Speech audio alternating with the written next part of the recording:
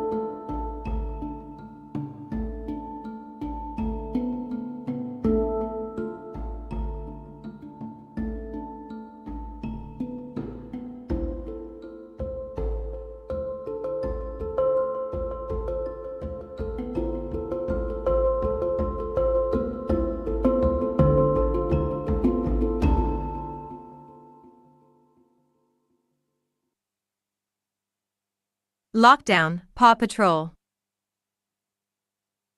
It was deeply unsettling to realize the end of all humanity was sleeping in a tiny, harmless little egg. As the dogs traveled further into Ferox Malice's nest, a writhing ecosystem of fear and nightmares, they uncovered a secret that shook them all to the core. The monster was producing offspring, laying dozens of eggs in the dark corners of its hive. One creature alone was able to cause enough damage that military intervention was required. Several of them at once would mean catastrophe for the human race. I've counted at least 50, Rocky whined, scanning his eyes for the small, fleshy capsules. Zuma gazed into an egg, peering through its glossy soft exterior. Does this mean the creature's a female? No. Liberty snapped, it's not supposed to be.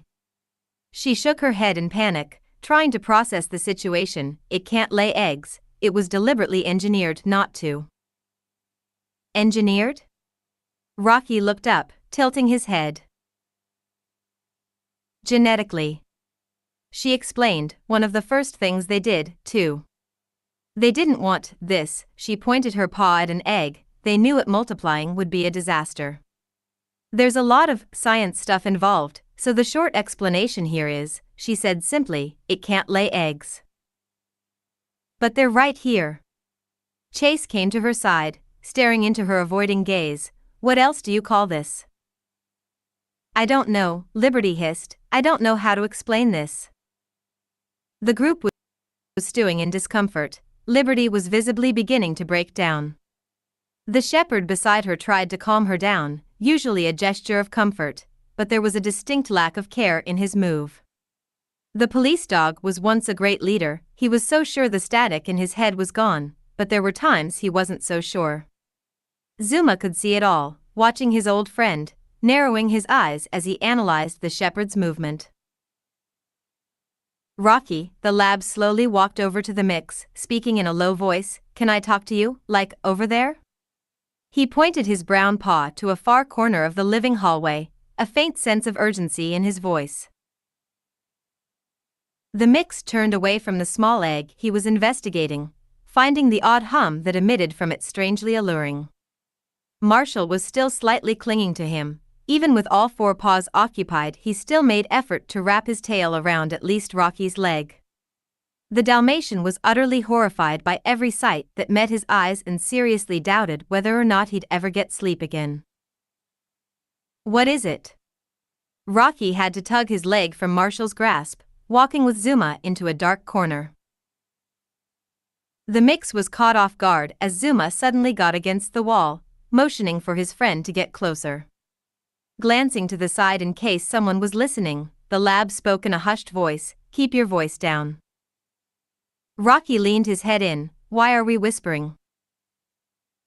The lab snuck another look back at the group. "Well, besides the fact that I'm pretty sure that creature is skulking around the nest as we speak, Chase isn't exactly being quiet." He narrowed his eyes. "I noticed you've been a little." Rocky trailed off, wincing as he tried to find the words. The Coast Guard immediately caught on to his friend's tone. "A what?" "I've been what?" A growl emitted from his muzzle. "Hostile?" Zuma raised an eyebrow at the word, slightly baring his teeth. "And why do you think I've been hostile?" "I don't know." The mix said defensively, "We're trapped in hell down here, my paws are soaked in God knows what, you think I have time to think?" He shook his gray head. "What's so important to talk about that we have to whisper?" Having seen horrid things, the deaths of two beloved friends, and the animal to end all animals rising in their front yard, Zuma was forced to put aside his personal thoughts and follow the team. It wasn't until now that he finally found someone he could talk to, someone he could share his suspicions about a member of the term. "I'm not an idiot, Rocky," Zuma muttered, "but Chase seems to think I am." He thought back to hours before Ferox Malice emerged when he met the shepherd in the rain desiring answers. He knew something was off, and he certainly knew he was being lied to. "He thinks he's controlling us," the lab hissed. "He thinks we're going to follow everything he says because he wears the shiny badge." "Zuma, what are you saying?" "I'm saying, Chase is lying about Sky," the lab insisted. "He had to have been. I've been watching him, Rocky, I've been reading his movements, his eyes, I've been seeing it all." He took a breath, lowering his tone so as to not come off as insane. "He said he knew she was infected, but she wasn't, then he lied to all of us and tried to pretend she was." "What makes you think this?" Rocky leaned in further, bewildered at the information being thrown at him. "He's been doing nothing but trying to help us." "Of course he is." The lab insisted. "Chase is a pathological liar, he lies in a perfect way, building a realistic scenario that we can buy into, and eventually he himself starts believing his own words." Liberty said the creature doesn't jump bodies, and if it did, it would leave a hell of a mess behind. If it was Sky, Ferox Malice would have either emerged in the lookout at the very moment or killed Chase when he was alone with the body. "Zuma, you dash," the mix looked to the mushy floor. "Do you honestly think Chase would murder her?" I don't think it was supposed to be murder," he confessed, looking to the side with a hint of sympathy for his police friend, "but he bet our lives on blind chance, and then lied when he guessed wrong." Flexing his paws, Zuma felt malice come over him. "I can't stand idly by, knowing he may have done this and won't admit it. I swear I secretly hoped he would have died in those vents." "What?" Rocky exclaimed, his voice beginning to rise. "Why would you want that?" "He's becoming a danger to us, Rocky. Remember how he nearly pulled the gun on me just because I learned to talk normally? What else is he going to convince himself into doing under the guise of it being the right thing?" He let out a sigh. "I don't even know what the right thing is anymore, but I do know one thing, we need to kill the monster." "Of course we do," the mix ruffled his fur, "but it's practically invincible." "No, it isn't," Zuma held his gaze. "You saw it retreat when Liberty threw that flaming bottle. It was hurt, Rocky. It's afraid of fire because, like all living things, fire will kill it." "So what are you proposing?" "I've been spotting gasoline canisters all over the basement." Zuma put a paw to his chin, remembering the metal containers he found in the corners of rooms. "My guess is, they're meant for our vehicles and just were never recovered from down here. If we can flood those around the basement, turn this whole place into a flaming inferno, it'll kill Ferox Malice and destroy its eggs." "But that'll destroy the lookout, won't it?" Rocky whined. Of course it will, he growled, but would you rather have this tower over our lives? Lowering his head, Rocky wanted to argue but knew he couldn't. The lookout was a prized piece that made them who they were, a landmark one could see and recognize as the home base for the Paw Patrol. To destroy it would shatter a part of their very soul, but it was arguable that the deaths of Rubble and Sky had already done so. All right, the mixed side then nodded, but are we being secretive about this? Because if Chase finds out, he'll try to stop us. Zuma narrowed his eyes, briefly gazing back at the shepherd who was still griping with Liberty. Who knows, the very thought of one of us acting on free will seems to agitate him. He likes being the one in control, and the idea of destroying the lookout could make him kill us too. He turned back to his friend. I'll let Liberty in on this, but don't tell Marshall, he'll certainly spill it to Chase. For now, just keep quiet and follow my lead. As the two dogs returned to the group, they came across Chase carrying an egg on his back, an action that caused Marshall to immediately back up 6 feet away from him. They had already continued walking through the disgusting hallway, their horrific sightseeing finished. Zuma was already leering at the shepherd, although he hated the thought of being hostile to him. At heart, it pained Zuma greatly to go behind Chase's back, but he wasn't sure if he knew the shepherd anymore. Put that thing down before it breaks all over you. Liberty looked back, quietly snapping at the shepherd behind her. Fine, Chase lowered his haunches for a moment, letting the egg roll off into a puddle of goo, but I thought you want something to take home to the Archline Foundation. It's absorbing living creatures, right? Rocky piped up. What if it consumed something that makes eggs, and somehow inherited the trait? Like a frog? Chase narrowed his eyes. But even frogs need a mate before they lay eggs. Are you saying it somehow inseminated itself? Zuma met Chase's words, quickly challenging them with his own, all this assuming it can inherit genetic traits to begin with. Or it could be evolving, Liberty added as she walked, turning her head as Zuma ran up beside her, pushing past Chase. It's still a living creature, she added. I'm not surprised if its own body is trying to restore what we engineered out, that's just kind of how nature works. Are you happy with yourself? Chase flattened his ears as he caught up to the group. Your foundation and their genetic fucking experiments? Bet you're getting some really nice numbers and field data from all this. Don't mind all the people dying.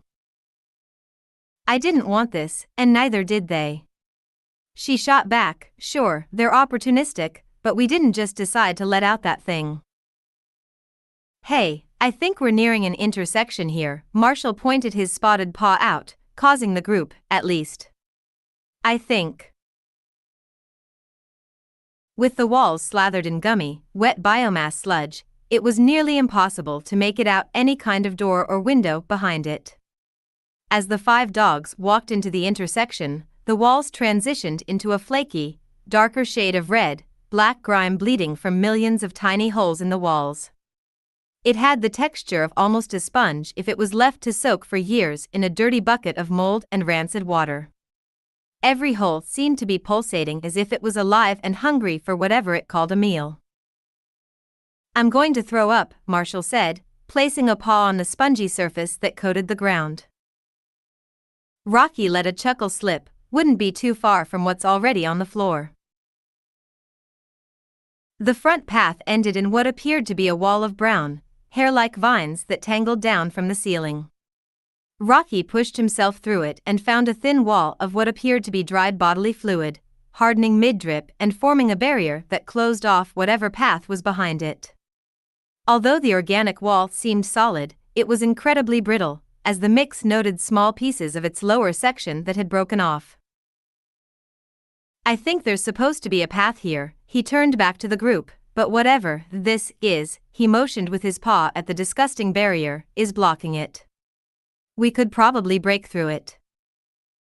Not with our bare paws, Zuma said as he walked off to the right. Chase approached the left path, an odd eagerness to stay away from Liberty that he couldn't explain. The left hallway wasn't as mangled as he assumed it would be, with only a few eggs laying around and the usual sight of gore plastered on every surface. Taking a few sniffs of the air, he could faintly catch the scent of motor oil. The entrance to Ryder's garage, it had to be through there. On the right side, there was a large archway that gave access to an entirely new hallway, one that thankfully wasn't blocked. Zuma hesitated as he took a step down it, however, the corridor took a horrific form. The faint flickers from the overhead lights, weak little light bulbs that struggled to push their warm glow through the flesh and muscle that had grown over them, were illuminating what he thought was metal scattered all around the hallway. Squinting his eyes, the puppy quickly took a step back at the realization that it wasn't metal at all, it was bone. Several small bone growths had sprouted in the hallway like a festering pathogen. The walls, ceiling, and not even the floor were safe. It was like the corridor had teeth, hundreds of them, all waiting for whatever was foolish enough to walk in. Is this still our basement? Zuma whipped around, his face stricken with fear. Indeed, came Liberty's exasperated reply, but whatever Ferox Malice is spreading down here, it's completely out of control. It's like a whole living thing is growing in here. Marshall gagged as he approached the tangled jungle of hairs Rocky had addressed. The basement may as well be a living thing now.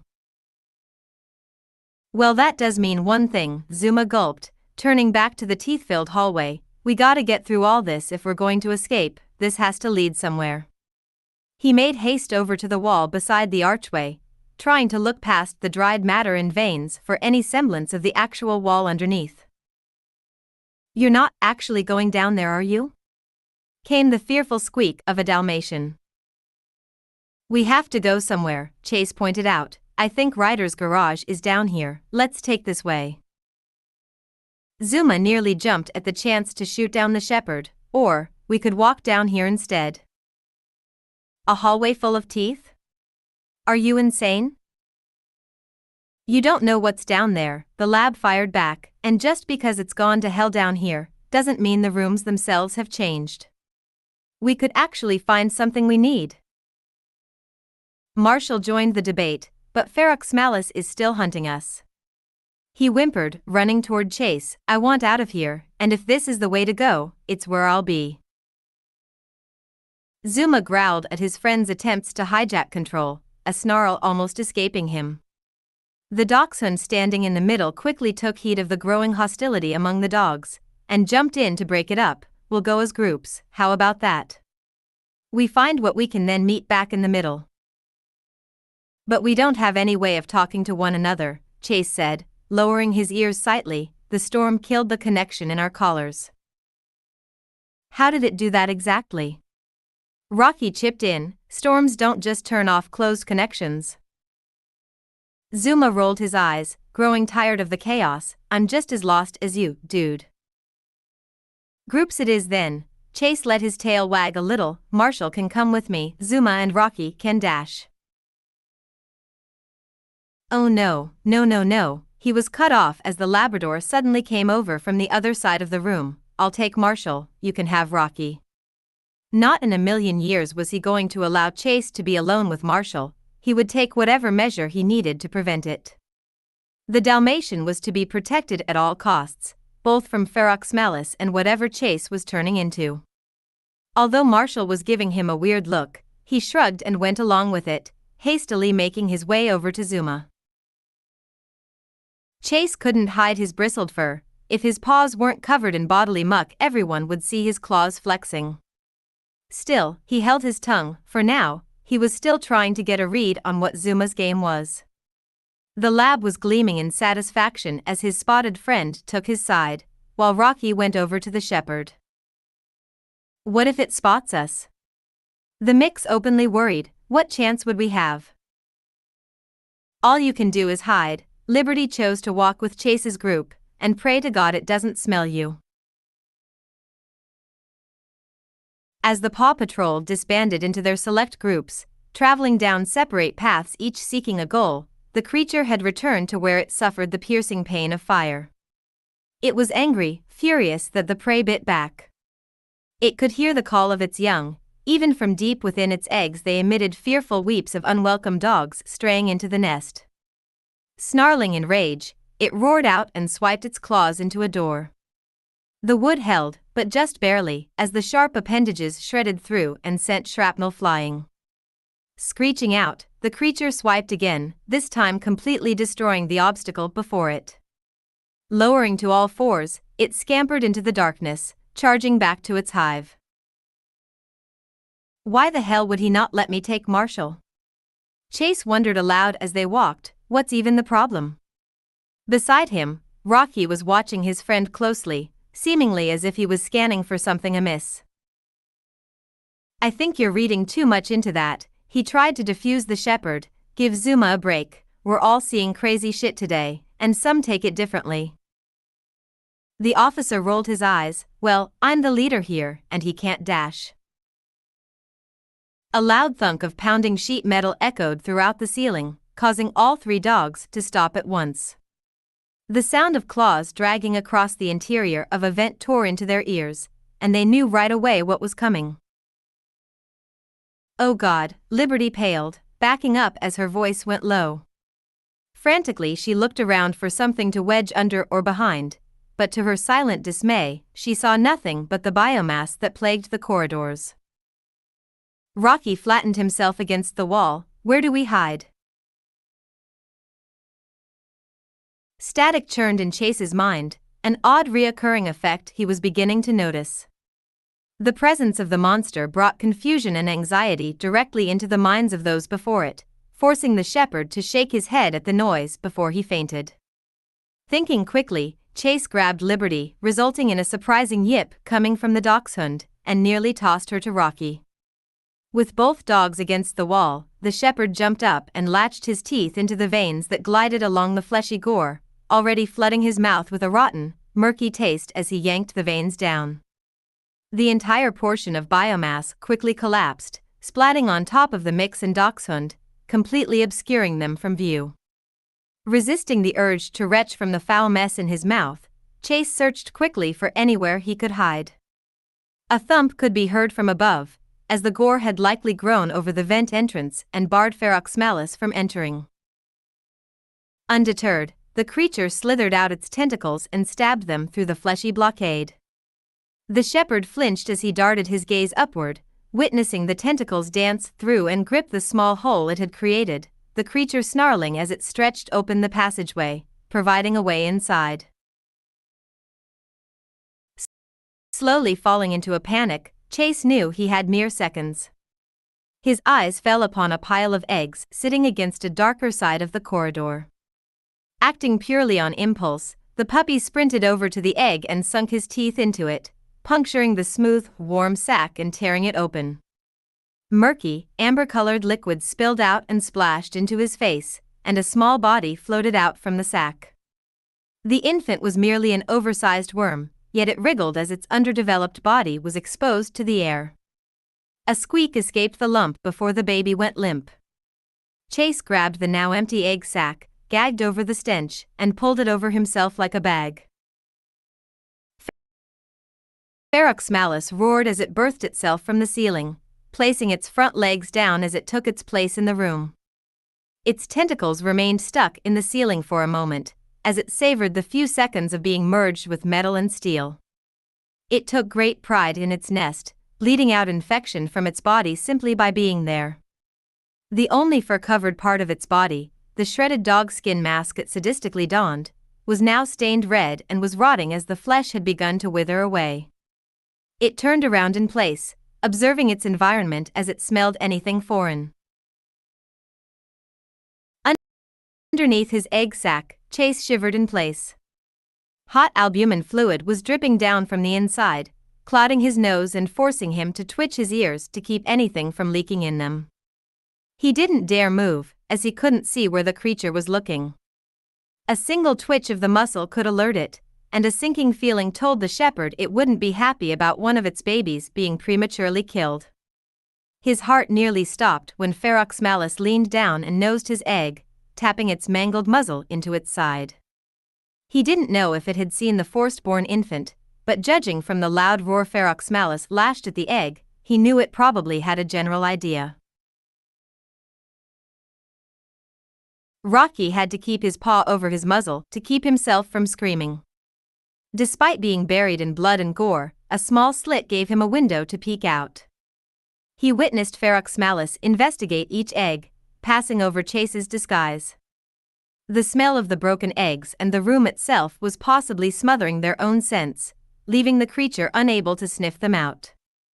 Rocky watched it lean up, gazing off in the distance for a moment when it turned and walked away from the eggs. He thought the coast was clear when it suddenly stopped moving, standing aimlessly in the middle of the hallway. It suddenly lowered its haunches, squatting its rear down, and a hiss filled the air. Flicking its bony tail out of the way, its lower organs began to rearrange themselves, folding and contorting over others. A long, red tube extended out from below the base of the tail, reaching almost to the ground. The creature quivered for a moment, then an egg was squeezed out, rolling along the floor for a millisecond before coming to a stop. Standing up straight again, Ferox Malice stumbled as if it was in mild pain, then retracted the tube and reset its organs to their usual position. Flattening its ears and screeching into the darkness, a declaration of its young, the creature charged off, hunting down the dogs it sought to tear apart. Straight face. Rocky and Liberty slowly pulled themselves free from the pile they were hiding under, both of them now sporting blood-stained fur. It would never wash out, and Rocky's gray coat was in danger of being permanently stained. Liberty tried to shake herself off as Rocky went to peel Chase from his egg prison. "You okay?" Zuma looked at the Dalmatian, his eyes filled with worry. The dogs were traveling down the mouth of terror, literally, in a corridor lined with ingrown teeth. How in the world they were able to grow in was anyone's guess.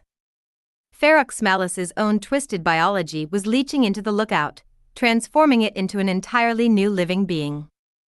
If something wasn't done soon, the biomass would consume the entire tower. "No, far from it," Marshall sighed, climbing over a bloody tooth. I hate this, I hate all of this. "I don't blame you. I'll take Foggy Bottom, I'll take Mayor Humdinger, I'll take Bats Hit anything over this." The Dalmatian shook his head. "I'll face every fear in the phobia lexicon over being in a place like this." He quivered, glancing at the perverted dental artwork that surrounded them in the dark. "So, why didn't you let me go with Chase?" Hesitating for a brief second, the Labrador wondered whether or not he should let Marshall in on the plan to turn the basement into an oven. It would be irrational not to, but it would lead to the other half of the secret, the distrust of Chase. Zuma wasn't fully aware if the shepherd was a lost cause or not. A part of him prayed he wasn't, but another part was ready to throw Chase into the flames if it meant saving everyone else. "I just wanted to make sure you were okay," Zuma lied, although it wasn't entirely untruthful. Chase can be intense, he usually leaves a trail of chaos behind him. "I thought you probably could have used a break from all that." In spite of the horrors that covered his paws in goo and stained his fur red, Marshall managed to let a small smile peel into his face. "Thanks, Zuma, I'm glad we have you." The lab whispered his reply so his partner couldn't hear. "I swear, you guys need me." The hallway began to narrow around them as they continued walking. The biomass infection was so severe in this sector that was beginning to overgrow itself. Just walking down it was becoming a tight squeeze, as unidentifiable fluid, fleshy pink matter, and loose hairs sticking out glided over their backs. Marshall swore he saw a long, bulbous slit in the wall that could have been a closed eye. Neither of them stuck around long enough to see if it actually was. After a few minutes, a faint, low gurgling noise vibrated throughout the area.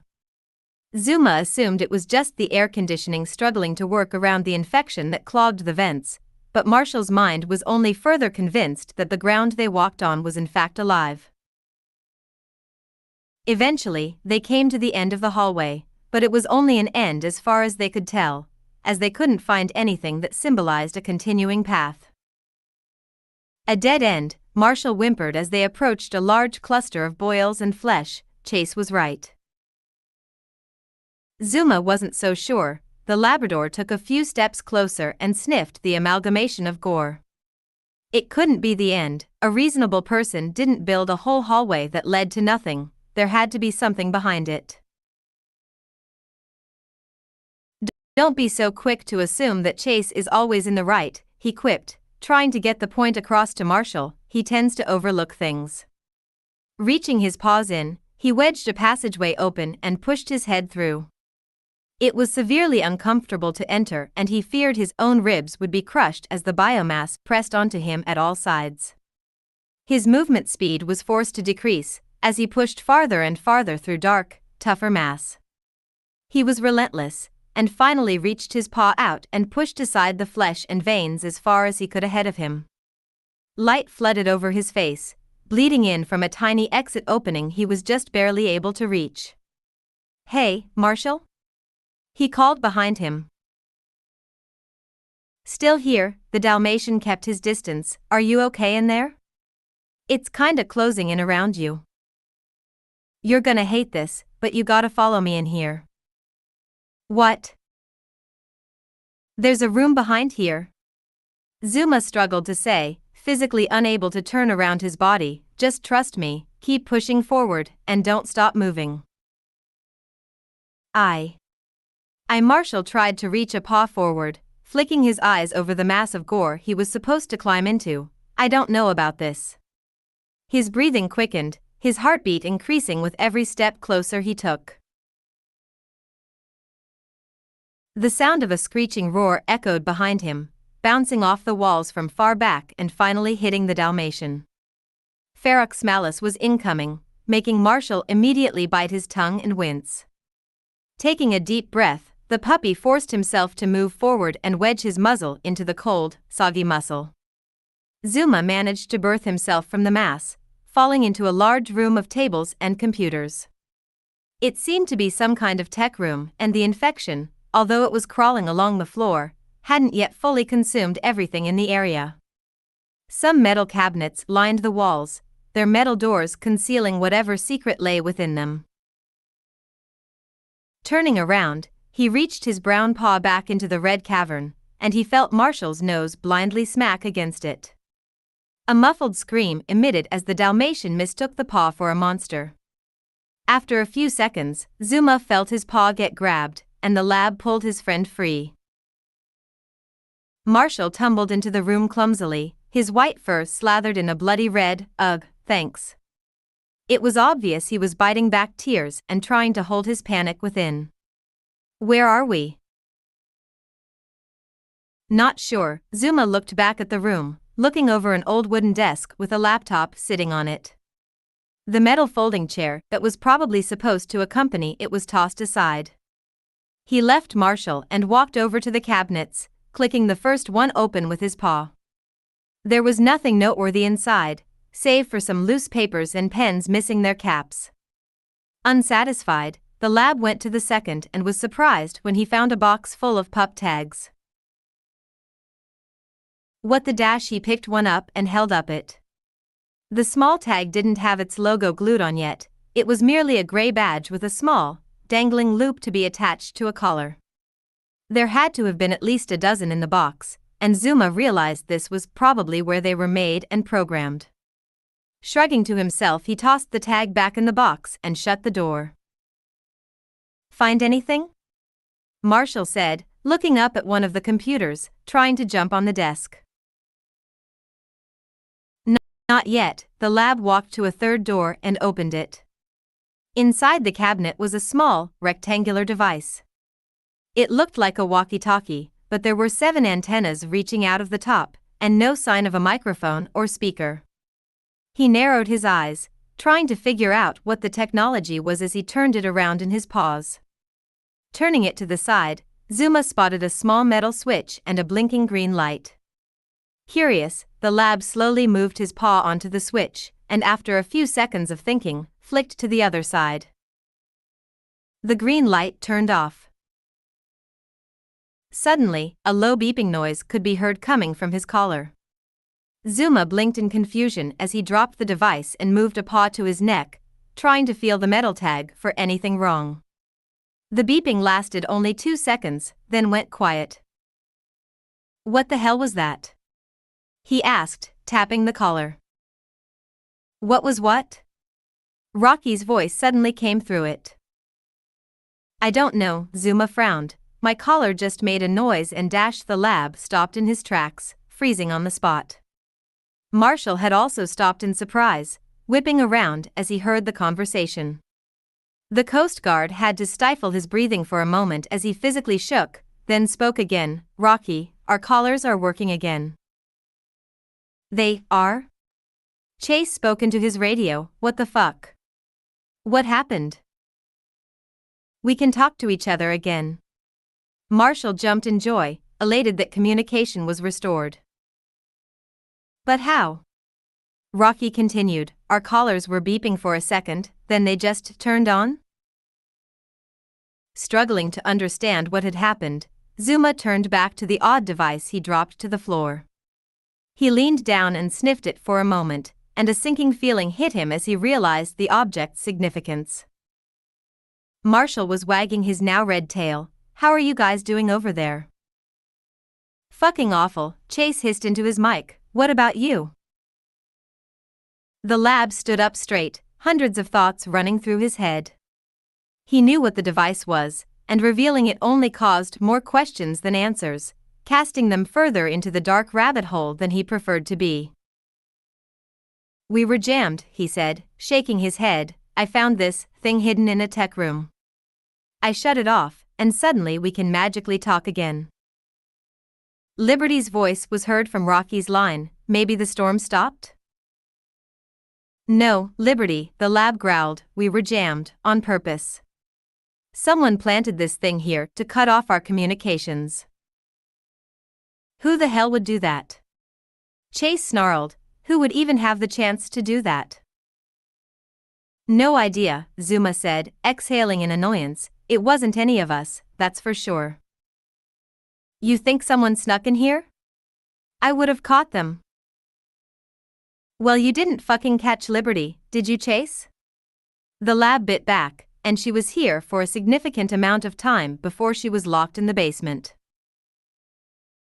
"Okay," Rocky said, "I think Liberty has some questions to answer then." He hissed those last words, possibly from turning his gaze to the dachshund, glaring at her. Chase went quiet, resisting the urge to shoot back an insult. "What if wasn't her?" Marshall came over to his friend. "What if it was the ACG?" "That wouldn't make sense, given how much they're already trying to help us," according to Chase. The lab bit yet another jab at the shepherd's act of keeping his alignment with the military party from them. "Well, besides Liberty, who else could have planted it?" Rocky came through again. Zuma narrowed his eyes, looking to the floor as he tried to think of a culprit. One name had already hit his mind, but he was fighting himself to keep it down. It hurt him to think it, stabbed into his heart to even fathom one of the worst betrayals he could imagine. Sighing in defeat, he listened to his friends argue for a moment, before simply uttering the name. Ryder. Oh mein Gott, endlich! Endlich haben wir geschafft. Oh mein Gott, ich hatte gemeint, ich schaff's schon wieder nicht. Aber wir haben's. Oh, das war jetzt gut. Ich hatte jetzt Glück gehabt. Ich denke, ich hab's geschafft zu reparieren.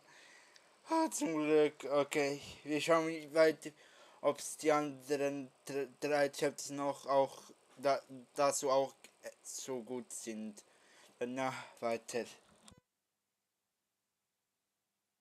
Lockdown, Paw Patrol. "You bitch!" were the words screamed into the air in fury. Liberty had been grabbed and forcefully slammed into the fleshy wall, causing a splash of goo and blood. Rocky stared in horror at the domestic exchange, too terrified to do anything.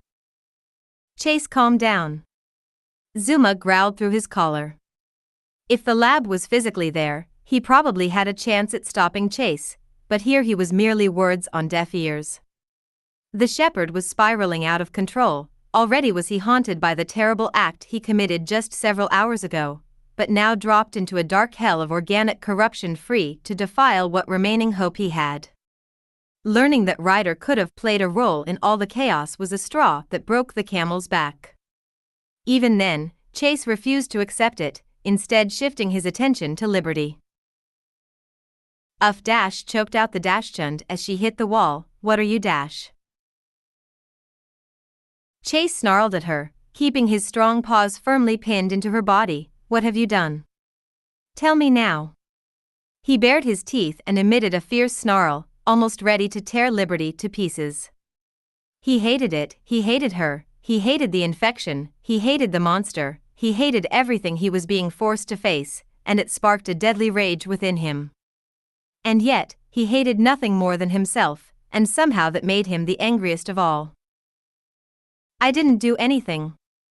Liberty pleaded, trying to wrench free. I've already told you why I was here. Bullshit. The shepherd refused to listen. Everything you say is bullshit. Rocky raced over in a desperate attempt to defuse the situation. Chase. He put his paws on his friend's shoulder in an attempt to get through to him, but to no avail. Groaning in pain as she was pinned against the living surface, Liberty searched for any meaning left in Shepherd's eyes. What happened to you? Feroxmelis happened. No, that's a lie. Liberty returned a hostile stare. Everyone is on edge, sure, but you have changed. She insisted. Although she may just be another dog, Liberty was well accustomed to reading others, picking up on behaviors and mannerisms no one else could. You aren't the German shepherd I met in Adventure City. Liberty, stop, Rocky pleaded for her to cease talking, knowing it would anger Chase even more. She defied the words, going all in as she met Chase's gaze with a smug look. You know, they say in moments of danger, do you find out what kind of people your friends are? She grinned, now unfazed as her body remained locked against the surface. How can you even say that? Chase said, appalled. We all witnessed that thing rip out of rubble and lay waste to the courtyard. Of course we've changed. Nope. Not it. Liberty shook her head with a grin. Marshall and Rocky seemed just like I remember them. Now it was Rocky's turn to be offended. What? The dachshund brushed off the comment. Why you, Chase? Why are you different? What happened to you? She leaned in, staring directly into Chase's seething pupils. To do this was risking her life, as one wrong comment could send the shepherd into a frenzy and kill her.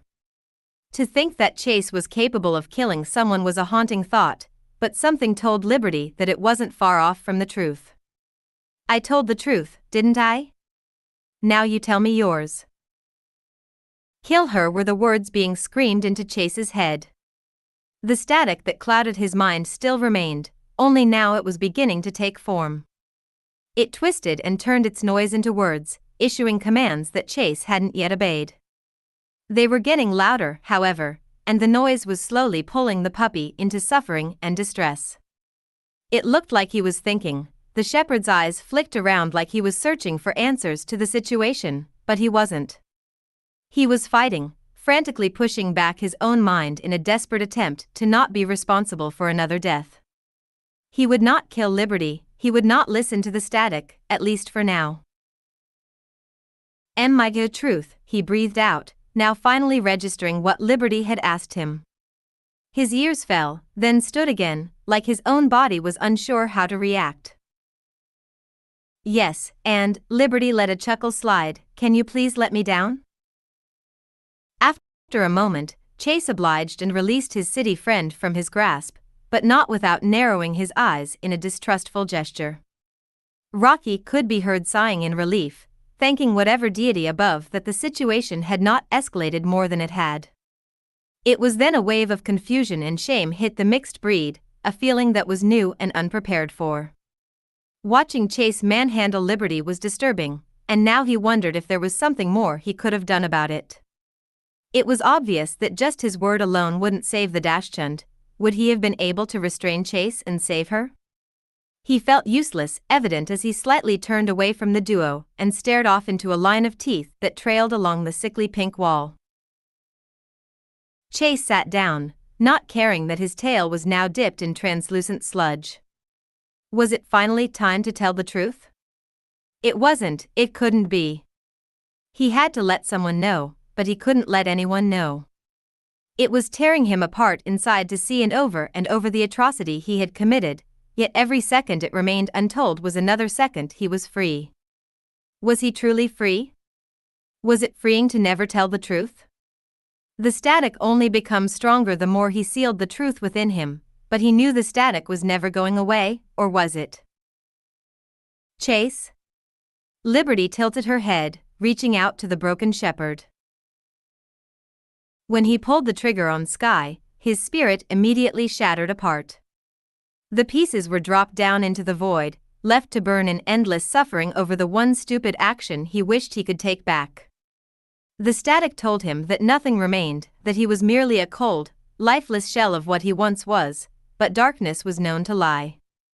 Perhaps there was one faint glimmer of himself still fighting to be relevant, a tiny remnant of a loyal shepherd in blue that would jump to action to help those he loved. He slowly turned his head to his friend, too ashamed to actually meet the mix's gaze. Rocky, go on ahead. Huh? Just, please. Give us a minute. The mix looked to Liberty, who returned a small nod to him. Unsure of himself, he sighed and turned away. He didn't want to be alone, and wandering off into a dark living abyss was not something he was fond of doing. He started walking, leaving Chase and Liberty behind as he took to the corridor. He wouldn't go far, just enough until they were out of earshot, then he'd stay put and hide. Chase watched him go, seeing the gray, white-tipped tail disappear into the darkness. He already regretted everything he was agreeing to, but there was no other option. To tell Marshall the truth would break their bond, destroying the brotherly relationship they've built over the years. Telling Rocky would shatter his trust, leaving him to denounce Chase's leadership he so fiercely upheld. Telling Zuma would be his worst mistake, it would confirm everything the lab already suspected, and possibly result in a bloody dogfight. He's gone. Liberty said simply, sitting down to face Chase. Now talk to me. His mind grew, forcing Chase to wince slightly as a piercing noise hit his ear. Liberty remained unaffected, witnessing front row the mental agony he was going through. It all built up into one cacophony of crooked music, screeching so loud he could barely hear anything else. He had to tell her, but another voice scolded him not to. He wanted to open up, but a force within him constantly stabbed in a needle and threaded through his body, sewing up his lie to never see the light. Tell her, don't tell her, tell her, don't tell her. He shook his head a little, his voice cracking. The static spiraled out of control, nearly consuming his brain, beginning to build pressure like an active volcano. It churned and intensified, all leading up to one powerful mind break to take Chase's soul into the void where it belonged. He said again, needing his pause. His ears deafened, vision blurring over as words and phrases echoed in his head. He couldn't quite make out what they were saying, but they were all fizzling like a ticking bomb, screaming and wailing. Ferox Malice's screech played on repeat in his ears, forcing him to listen over and over until he was so disoriented he couldn't breathe. I killed Sky. Everything stopped. The static, the screams, the noise, it all suddenly stopped. Finally, Chase felt a weight lift from him, riding alongside the pained, broken words that left his muzzle. His mind was quiet again, and he could breathe easily for the first time in hours. What? Liberty drew back a little, raising her eyebrow. I killed her. Well, she was infected, wasn't she? Liberty shrugged. You did what you had to do. No, you don't understand. The shepherd whined, trying to fight back tears. She was never infected to begin with. The dachshund's eyes widened in shock, now beginning to catch on. Hell, at the time I didn't know if Ferox Malice was even here. Chase hung his head, but Cyrus made it sound so horrible and I was scared, he confessed. I was so scared, like when I had to go back to Adventure City, but it was so much worse this time. A sorrowful feeling hit him, as he remembered the traumatizing past he endured beneath the skyscrapers of the city. His memory called back to the device Cyrus had given him. He gave me this thing. A thing that could apparently read blood and sound an alarm when it detected anything foreign. I knew Sky was sick, as did everyone else, and, well, that was what I mostly hinged on. What was she sick with? Liberty asked. Fuck if I know, could have been literally just the flu or something, the shepherd growled slightly, but it was a terrible coincidence that I focused on, completely ignoring anyone else. Who knows, Rubble could have had an obvious sign of being infected, a sign that I completely ignored. His friend moved to his side, slowly and sympathetically placing her paw onto his. I murdered her, Liberty, he choked out, voice breaking. I just fucking shot her like a common criminal. She didn't even have time to react, she just died. He tried to say something else, but the shepherd could no longer contain himself.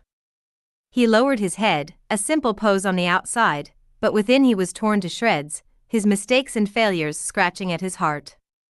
He had failed his patrol, he failed Ryder, he failed Adventure Bay, and he failed himself. Chase, his friend said softly, stopping as she tried to find the words, I'm so sorry. She gently leaned on his shoulder and draped an arm around him, pulling him in for a soft hug. Chase didn't return the gesture. To make matters worse, he said again, I left my gun in the boiler room, along with the ACG radio Cyrus gave me. Like an idiot, I discarded them. Now the power's out and I can't get them back without Rocky fixing the breakers, and for that, he needs to come down here. We're literally in this mess because of me. It's all my fault. Dogs make mistakes, it's okay, Liberty tried to reason within him. No, Chase replied a little harshly, to call this a mistake is insufficient. I fucked up. I completely fucked up. Okay, well she stammered, growing a tad agitated, everyone fucks up at some point. Look at me. You. He met her gaze, what have you ever done? A lot of things, she laughed awkwardly, well. She took a deep breath, I had to give up a puppy once. The words left her mouth, and for a moment Chase didn't believe what he even heard. Puppy? He tilted his head, what are you, what do you mean? An infant, Chase, she clarified, I had an infant I couldn't take care of. A sad sigh left her, as she too bowed her head, so I had to left him at the fire station. Liberty hadn't gone as far as killing someone like Chase had, but she had a glimmer of understanding of what it was like to make a horrible mistake.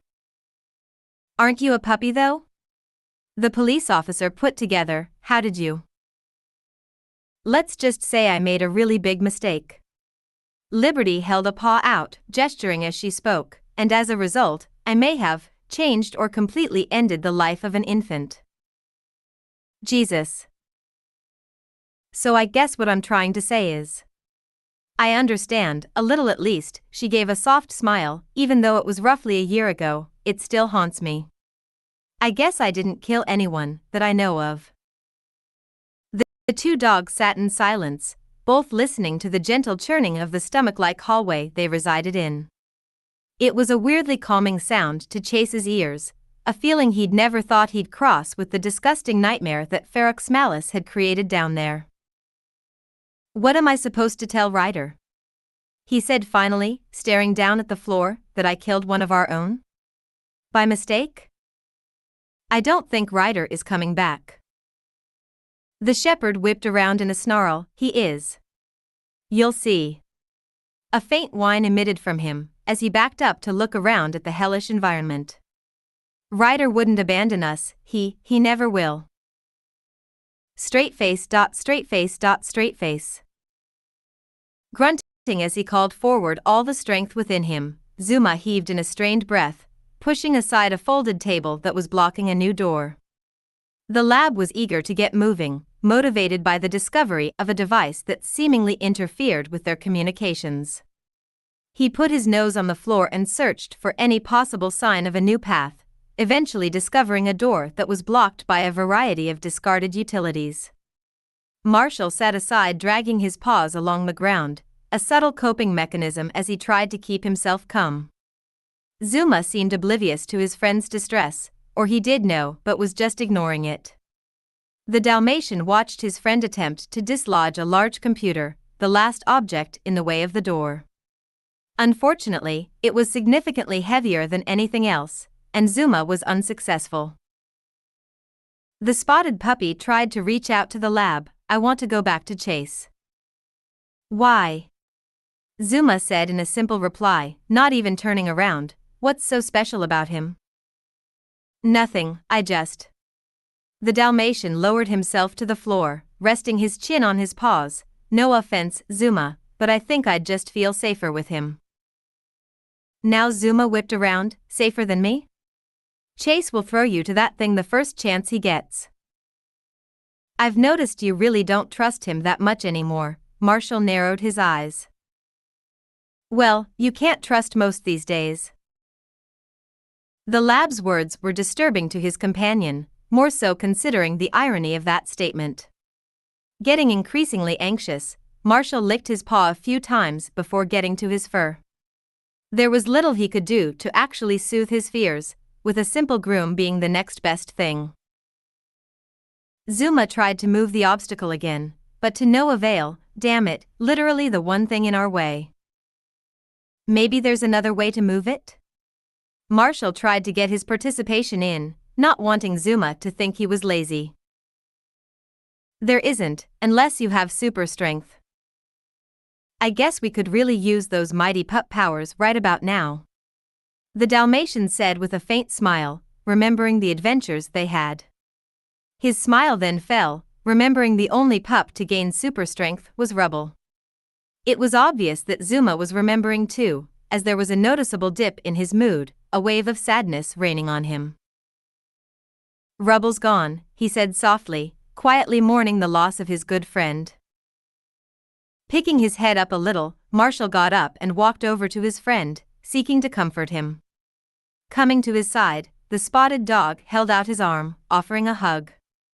Zuma completely ignored it, not even looking at his companion. This is Chase's fault, he hissed.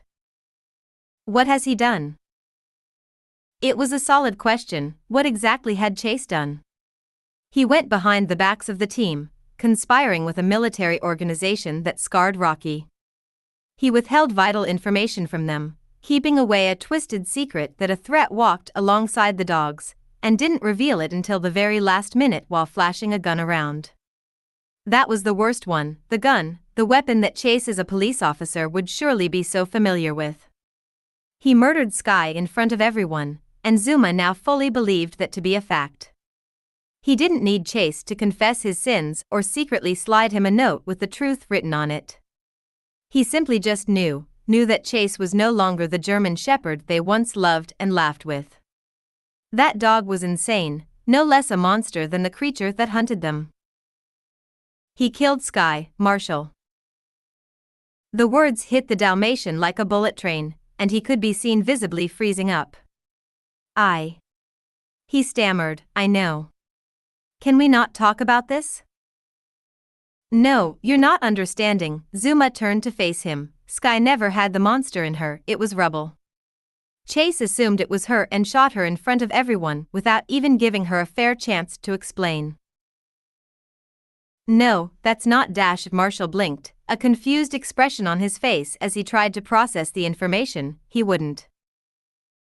Wouldn't what? The lab challenged him. Kill someone? He's a cop, it's what they do. The Dalmatian backed up, staring in horror as he defied the words, Zuma, no. His voice went shaky. You can hate Chase, but you can't say these things about him. Say what, the truth? Zuma followed steadily, beginning to back Marshall into a wall. Maybe if you weren't so starry-eyed around him you'd actually see it. A low growl escaped from him, and Marshall drew back further, now feeling even more afraid. I don't trust him, and you shouldn't either, Zuma shrugged, and I'm not forcing that on you, it's just my suggestion. We could all die down here if we make the wrong move. Given the circumstances, we can't afford to keep holding our trust on someone if we feel they'll tear us all down. You mean? Marshall dared to say, a fit of defiance rising in him, someone like you? Bewildered at the Dalmatian's accusation, Zuma was tempted to lash at him, but such a gesture would only solidify him as a broken bond. He couldn't afford to lose the trust of his companions. No, not me. You can trust me, he nodded, you need to. Well, here's a newsflash, came the firefighter's response, puffing up his white fur and baring his teeth. I don't trust you. A loud bang suddenly tore through the air, making both dogs draw back in surprise. The sound resembled a punch of metal, like something threw itself into a solid wall. It was then that Zuma realized in horror just how loud they were talking. The conversation had escalated far beyond safe parameters. Marshall paled, unable to move as he darted his vision around in paranoia. What was that? Turning to look back at the fleshy orifice they had climbed through to get into the room, Zuma scanned over it as if he was searching for something. It seemed like the only way inside until the lab looked up and noticed several displaced ceiling tiles. It would be all too easy for something to drop in from above. Hide, Zuma tried to hide his own fear in his voice. Marshall didn't hear, still paralyzed. Hide. He snapped, and finally, the Dalmatian rendered his words. The spotted dog turned back to the tables and cabinets. Hide where? Crawling under a table was easy, but it was also just as easy to glance under one to check for prey. The cabinets were tight and claustrophobic, not a fear Marshall had, but still an uncomfortable position to be in. Are you sure it dash? An echo suddenly sounded through the room, resembling that of a long, layered exhale of breath. It was like a hiss, like the building itself was breathing around them. Soon after, the sound of metal clawing and scraping began to tear into their ears, vastly approaching. Marshall didn't need to ask twice, exploding into a panicked run and making haste toward the storage cabinets. He clicked open the first dog and tried to climb in, only stopping upon realizing it was full of papers and assorted office equipment. Zuma broke into action, searching for a place to hide. Hiding with Marshall seemed like the easy option, but also the most dangerous, as it would render both dogs dead should they be found. Even though the separation was a terrible idea in situations like this, now was a unique time when it was necessary. The lab began to run at another cabinet a few feet away when suddenly another banging sound hit his ears, and it was close. Where in the world was Ferox Malice? With how close it sounded, it seemed like it'd be in the room by now. Panicking, he abandoned his course of action and dove under one of the tables, staying low to the ground to avoid sticking out too much. Marshall was completely concealed, but Zuma had found a less favorable place. If he was found, he'd have little time to react. The only saving grace was that the table had a massive blanket of fabric draped over it, a sheet probably used to cover up old computers. He knew the creature was rather tall, so it wouldn't see him right away, and the sheet of fabric was helping in obscuring him. Marshall chose another door, his paws stumbling with the latch as fear and dread were overriding his focus. Clicking the door open, he saw the cabinet was completely empty. Not wasting even a second of time, he climbed into it and shut the door behind him. Now contained like old food in Tupperware, Marshall had only the 3 horizontal slits on the door to peek out with. He held his breath, tried to slow his pounding heart, and patiently waited for any sign of the monster. Several minutes passed, and neither dog heard or saw anything. Zuma sat motionless like the dead, double-checking every second that his tail had not idly slid out into view. He feared for Marshall, believing right away the puppy was at risk of messing something up and giving himself away. He was surrounded by the unknown and refused to come out unless he was absolutely sure. Locked away in the cabinet, Marshall had the advantage of actually being able to see out. He scanned his eyes around the room, a difficult motion due to his limited field of view. Where is it? They heard it so clearly, so close, like it was directly above their heads just waiting to pounce. The creature probably would have just ambushed the room entirely if the dogs continued arguing. Marshall waited another few seconds, but still there was no sign of it. He gently placed a paw on the door, once again taking a peek through the slits before he pushed out. A mangled paw of flesh suddenly slapped onto the front of the door, coming down from above like a rotten chunk of meat and bone. Marshall suppressed a scream and drew back as far as he possibly could. Its claws slowly scratched at its metal surface, and Ferox Malice climbed down from on top of the cabinets. The Dalmatian was unable to control his heavy breathing. Where in the world did it come from if he didn't see it come down from the ceiling? Dragging itself down, the creature's body of gore passed over the cabinet, and for once Marshall managed to get a clear view of its underbelly. To say Ferox Malice had an underbelly was a stretch. A belly was a soft, ticklish surface usually covered in fur, eager for belly rubs to appease all the stress and anxiety of a dog. What Marshall was seeing now was nothing like the sort, a sight that made him gag in horror. The literal belly of the beast was a crude canvas of gore, sprouting webs of tendons to secure its squirming body mass. Despite its incredibly thin bone frame, its chest did have a visible ribcage that jutted out of its upper spine, resembling more of a cold, empty cage where a heart should be. The stomach was visible off to the right, audibly gurgling away as it worked to digest some horrific foreign material. The stomach was hastily fastened to the spine with the intestine and was the only organ Marshall could visibly recognize. He had no feasible idea what any of the other mess under the creature was, but it did catch his eye that Ferox Malice had no visible heart. With what small, limited view he had of its ribcage, he swore he saw the faint outline of a small dog, maybe 2, maybe 4, trapped within the organic mass behind the ribs. Scraping off of the cabinets, Ferox Malice slithered into the room, its thin tail flicking like an antenna. Its footsteps were heavy and loud, terrifying Zuma the closer he heard them draw near. The creature was far from unintelligent, fully aware that its prey was nearby. It knew not to waste its energy overturning tables and ripping down walls. Another method would work just as fine, if not better. Lowering its ripped, skin-masked head, it opened its mouth and began to rearrange its organs.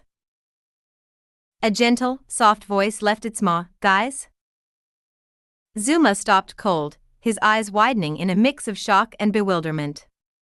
Marshall heard it just as clearly, and the Dalmatian came forward a little in the cabinet, itching to get a look. That was Rubble's voice. "Guys, I'm here," the bulldog's voice echoed. "Zuma, where are you?" Ferox Malice wasn't moving its mouth, nor had fully intact lips to form words. It didn't need them, its mutation had been left unchecked for so long, allowing it to reach a new stage in its evolution. Rubble wasn't finished yet, it needed more body mass to put the bulldog back together enough to make it convincing. Even then, if one had a few seconds standing before the creature, they'd be able to see Rubble's head poking out of its left shoulder. He wouldn't be the only one. Ferox Malice maliciously prepared room in its body for 5 more dogs. "Marshall," Zuma breathed, despite knowing his friend couldn't hear him, "please don't." The firefighter was almost hypnotized by the voice of his fallen friend, making him paw at the door of the cabinet. He missed Rubble so much, and Sky just as well. They hadn't physically seen Rubble get torn apart. To Marshall that was reason enough that he could still be alive. "Rude dash," he stuttered, gently scratching at the door with his spotted paw. "Rubble." He wanted so desperately to come out, yet he knew he'd die if he would, but he had to. He couldn't, but he could. But Ferox Malice was out there, but what if it wasn't out there? What if it really was Rubble? An odd, lingering noise of static had entered the Dalmatian's head, sending his mind into a whirlwind of questions and reasonings. Marshall shook his head, trying to pull himself back to reality. Returning his gaze to the door, he looked out to try and see his old friend, but his view had changed. He could see the musky, bloodied fangs of Ferox Malice's maw, breathing into the cabinet. It found him. A horrific war cry screeched into the air as Ferox Malice confirmed the sight of its prey. Marshall squeezed himself back into the cabinet as far as he would go, now audibly shrieking in terror like a terrified puppy. Flexing its claws, the creature hissed at its contained food, and raked its paw as hard as possible across the metal surface, producing a sound like the scraping of a chalkboard in half a second. Zuma jumped out from under the table, filled with horror as he stared at his doomed friend. Marshall. The door held, its metal built resisting the blooded razors of Ferox Malice's claws. Irritated at the failed attack, the monster bristled the tentacles from its back in agitation. If tactic and ability wouldn't work, then maybe brute force was the way to go. It balled its degloved paw, pulling the arm back as it wound up its strength. In a blinding second, it punched into the cabinet door, instantly deforming it and bending it inwards. One of its two hinges snapped off like a piece of broken wood, gently bouncing to floor while the other barely held the door. The sound of the impact was like a gunshot, echoing through the air, making Zuma flinch. The lab was completely exposed, yet Ferox Malice ignored his presence, deliberately targeting the Dalmatian.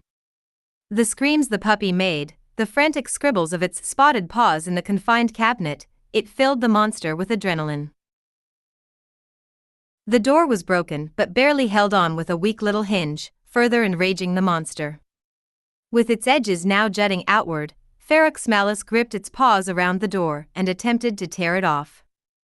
Its strength was that of a rhinoceros, with the seething anger like a cloud of hornets. Marshall had lost the memo to remain calm and silent, his life flashing before his eyes as he cowered before the monster tearing into his hiding spot. The Dalmatian cried out helplessly, as he was completely trapped with nowhere to run other than the jaws of Ferox Malice. The firefighter tried to back up, when he suddenly felt a tentacle wrap around his leg, coiling like a hair-thin worm. With brutal cruelty, Marshall was forcibly ripped out of yanked through the door by his leg. A feeble grunt escaped his muzzle as his body collided with the hard tile floor. Dazed, the puppy whimpered and meekly looked up, only to see Ferox Malice sucking back in the tentacle through its arm. And no, the Dalmatian gasped, trying to crawl away. Leaning its head down, Ferox Malice scanned its prey, basking in his fear. "Come on, Marshall," Rubble's voice echoed from the mass of gore, "stop fighting." The predator slid a tentacle over its lips like a squirming appendage, then roared down at the puppy, baring its jaws of teeth. Acting fast, Zuma jumped up on one of the computer tables, frantically looking for anything to save his friend. There was a gas canister sitting idly a few feet away, just another in the numerous that seemed to be sprinkled around the basement. Panicked, Zuma jumped from table to table, accidentally slipping as he landed awkwardly on the third. He grunted from the impact, gripping his dull claws into the table's surface. Ferox Malice picked its head up, eyeing the Labrador with a warning hiss. Seeing the monster distracted, Marshall attempted to roll back on his paws and run away. He didn't get even 2 inches away before Ferox Malice stepped its leg onto his back, painfully pinning him to the floor. Why wasn't it just killing them right away? Why not just end their suffering now? Ferox Malice, what little cognitive understanding was left in it, made sure to prolong each and every kill as slowly as possible. It wanted to hear and feel the agony, every drop of it.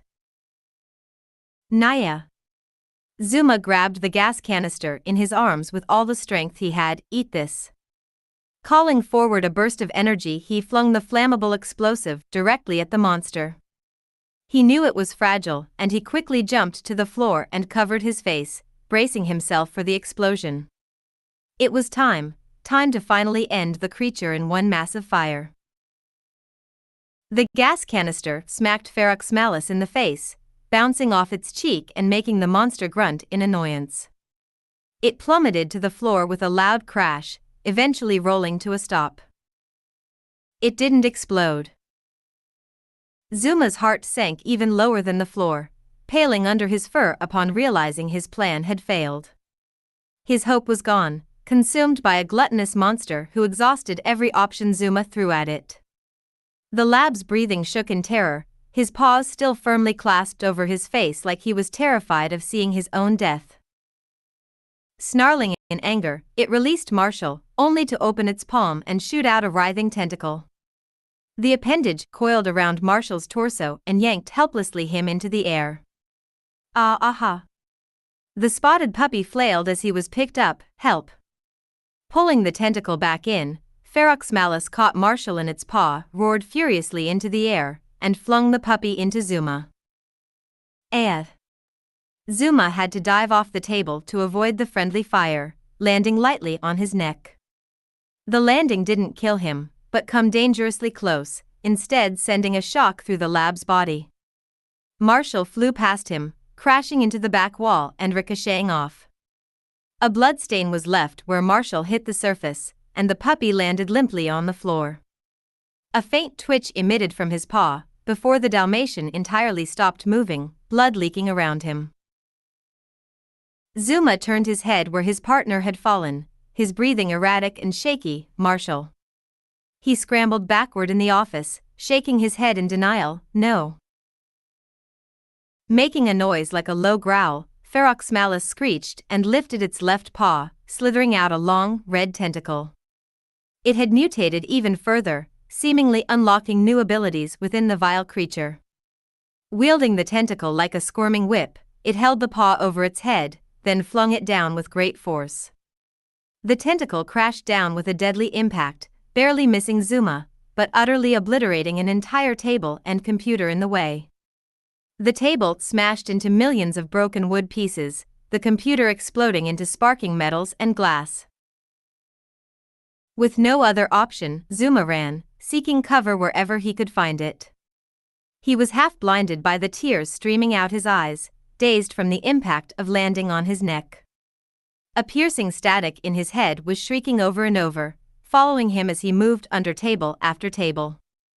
The tentacle was relentless, Ferox Malice repeatedly pulling it back and slamming it forward again. A second table was smashed, exposing the cowering Labrador as he ran for another spot, then a third table exploded into shards. Zuma cried as he charged in panic, crashing into the door he attempted to open just a couple of minutes ago. The old computer still sat in front of it, pinning the door closed. The whole room was in shambles, with nothing but shredded wood and glass every 2 feet. Snarling, Ferox Malice wound up its arm and backhanded a pile of debris in its way, scattering it to the side of the room. Zuma whimpered as he scratched his paws against the stuck door, whimpering like a puppy begging to be let inside. Slurping the appendage back into its body, Ferox Malice shook as it discharged a translucent fluid from its paws. Shaking its head in a growl, it flexed its razor claws and prepared to leap. The tentacle play was just a warm-up, a workout to get used to its new utilities, but it wasn't playing anymore. Its claws begged to be bloodied red, and their edges would soon meet the body of a chocolate Labrador. Zuma looked back just in time to see the monster leap into through the air, claws outstretched. Zuma's life flashed before his eyes, and at that moment, he uttered a silent prayer.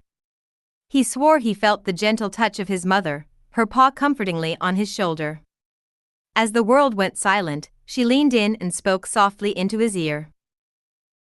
"Wake up." Snapped back to reality in the last possible millisecond, Zuma ducked down, throwing himself to the floor. Ferox Malice raked its claws over him, catching them into the door and ripping them down. The door was shredded into nothing, crumbling into broken wood and sending the metal knob flying. The passage was finally open, allowing access to a brand new room. Zuma had no time to look inside, taking advantage of the creature's moment of confusion and bolting away. His eyes fell onto the fleshy orifice that made up the entrance, the nightmarish cavern of gore they had to crawl through. It was the only out, as the creature stood before the only other exit out. Wincing, Zuma seized his only chance. Straight face. Do you hear that? Chase narrowed his eyes, pricking his ears. Liberty and Rocky stopped walking, tuning their senses to any noise around them. Their surroundings were quiet for a few seconds, until the sound of a smashed table echoed to them. What is that? Rocky took a small step forward, flattening his ears. Is that the creature? Chase and Liberty met up with Rocky soon after their conversation, rejoining the concerned mix and continuing their hike through the basement. As they each walked, the dogs carried their individual thoughts over the matter. Chase was filled with an odd combination of fear and determination, striving to fix his mistakes while still boiling in shame. Rocky's thoughts were on his shepherd friend, quietly worried about his mental stability. Plotting in secret, Liberty scanned dozens of ways in her head to find the samples she needed. She wasn't going back to the Archline Foundation empty pod, she needed at least something. Pointing a gray paw, Rocky at a jointing path up ahead, briefly obscured by bloodied intestine hanging from the ceiling. It came from there. Let's go. Wait, we're going to Ferox Malice? Chase whipped his head at him, staring at the mix. Are you insane? You want to go toward the thing that's been killing all of us? Ignoring him, Rocky sped up toward the new path. We left Zuma and Marshall, they could be in trouble. Bad idea, Rocky, why can't we just keep going straight? He flicked his ears toward the continuing path. There's no sense in making twists and turns. I'm not leaving my friends, Chase. Well, Chase stuttered, trying to formulate a response that didn't make him sound horrible. I think maybe he hesitated again, completely lost in his words. Liberty pushed past him. Here, I'll go forward, you go with Rocky. She instantly charged off, leaving no opportunity for Chase to respond. Oh, fantastic, I get to go see the death monster with my idiot friend, the shepherd grumbled, walking to follow Rocky.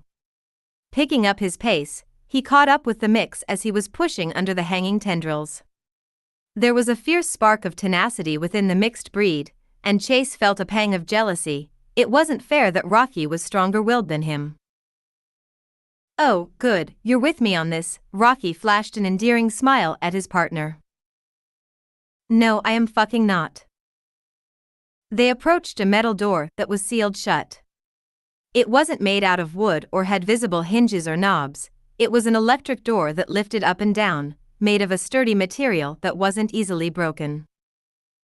Whatever's behind here must be important. Rocky narrowed his eyes. How do we open this? Chase approached the door and sniffed around its outline, pawing at the fleshy sludge. Trailing his arm along, he located a lever that was buried under the gore. Here, he said with mild amusement, gripping the handle in his teeth and yanking it down. The door opened by itself, almost like magic, providing access to a dark room. Rocky walked inside before Chase had finished wiping his mouth of the blood. Looking around, the mix noticed what looked like an odd box with buttons on the side of it. The hell? He turned his head to see a large maze of pipes running along the left wall, likely a master plumbing system. Chase followed in after him. What is this, some kind of utility room? Walking deeper in, Rocky rounded a corner. No, I think it's some kind of dash. He stopped in his tracks, coming up a new doorway. However, the door was completely destroyed, littering the floor below with wood shavings and broken metal pieces. Narrowing his eyes, Rocky lowered his head and sniffed the pieces. He let out a noise of confusion, closely inspecting the mess. Chase came to his side. What happened here? Just 4 feet away, Zuma stopped in surprise, whipping around at the sound of Chase's voice. Chase? The shepherd looked up. Yeah, he stopped cold, drawing back in terror as his ears flattened. Oh shit. Ferox Malice turned around so sharply that its spine completely twisted a full 180 degrees. Locking eyes with the two other dogs, it abandoned its previous target and turned to the new prey. Roaring out in rage, it swung a tentacle out its paw and flung the blunt end at the exposed doorway.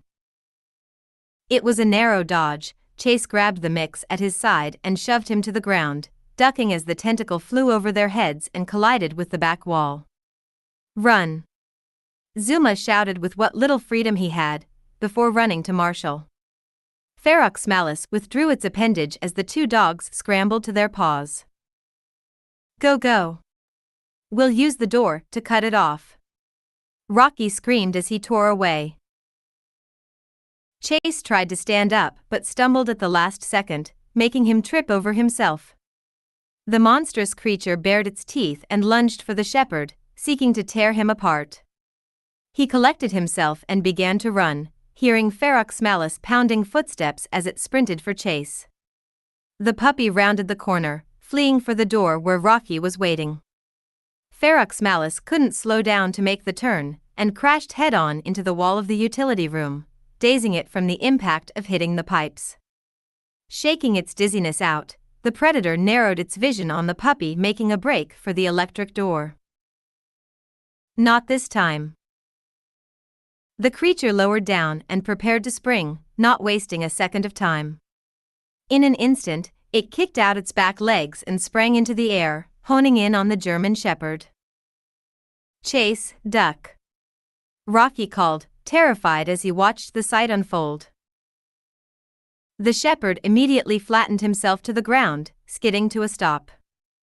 Ferox Malice sailed over him, crash-landing out into the hallway and knocking into the wall. An enraged screech howled through the air as the creature scrambled to its feet. Rocky turned and raced back under the door, nearly tripping over Chase as he ran for the second lever. "Rocky!" Rubble screamed from the abyss. Ferox Malice's tentacle shot out of its paw, coiling around Rocky's leg. The mix was yanked off balance, hitting the floor. He screamed in panic, desperately reaching for the door lever that was just 3 inches from his paw. He tried with all his puppy might to fight against its hold, but slowly he began to get pulled back. "Chase, the door!" he yelled. The shepherd tried to stand but was disoriented as his vision began to blur over. The close proximity to the creature seemed to have an odd effect on him. "Chase!" Rocky planted his claws into the floor, desperately trying to save himself. "Huh?" The police officer blinked, stumbling to his paws. "Huh?" "The door." Ferox Malice spit out a second tentacle, flinging it forward to ensnare Rocky's other leg, dragging him faster. "Chase! Get the ah!" Rocky cried out. Zuma flew by Chase, bumping past him as he jumped to the lever. In a solid motion, the lab gripped the lever and yanked it down, activating the mechanism. The door shut almost instantaneously, just milliseconds before Rocky passed under it. The tentacles holding the mix were severed, prompting an echoed howl of rage on the other side. Rocky scrambled backward, breathing heavily as he was filled with terror. Zuma. "I'm here." The lab went to his side, helping him untangle his legs. It was finally now that Chase's static-filled mind cleared again, and he came back to reality. Blinking in confusion, he looked around and spotted Rocky getting up, nuzzling Zuma in gratitude. "Oh," he stuttered in quiet surprise, a gut-wrenching feeling of shame hitting him. Before he could say anything, Rocky and Zuma raced off, seeking to check Marshall's condition despite leaving Chase completely alone. "Hey, wait!" he muttered, running after them. On the other end, Ferox Malice stumbled back, shock hitting its body from 2 of its tendrils being cut. It was of little concern in the long run, as it had mutated enough to regenerate at a faster frequency. More tendrils were coming soon anyway, the creature hissed as it backed away from the door. It was filled with hatred, and a piece of it wanted to tear into the wall and tunnel back to them. Ferox Malice had never seen this much resistance before, It wasn't often that its prey had the utility to fight back. That damned husky who lived in the mountain, that winter dog gave Ferox Malus enough trouble as is. It preferred it greatly when the victims were easy pickings. No matter, bracing its claws, it prepared itself to rip open the wall. Only then its nose caught a smell, a scent that made it stop in its tracks. Turning its head, it followed the smell of the dachshund, the dog who foolishly split up from the group. Snarling in hunger, the creature shook itself off and raced down the hallway. Jetzt geht er sicher zu Liberty. Kopfkojaken, oh nein.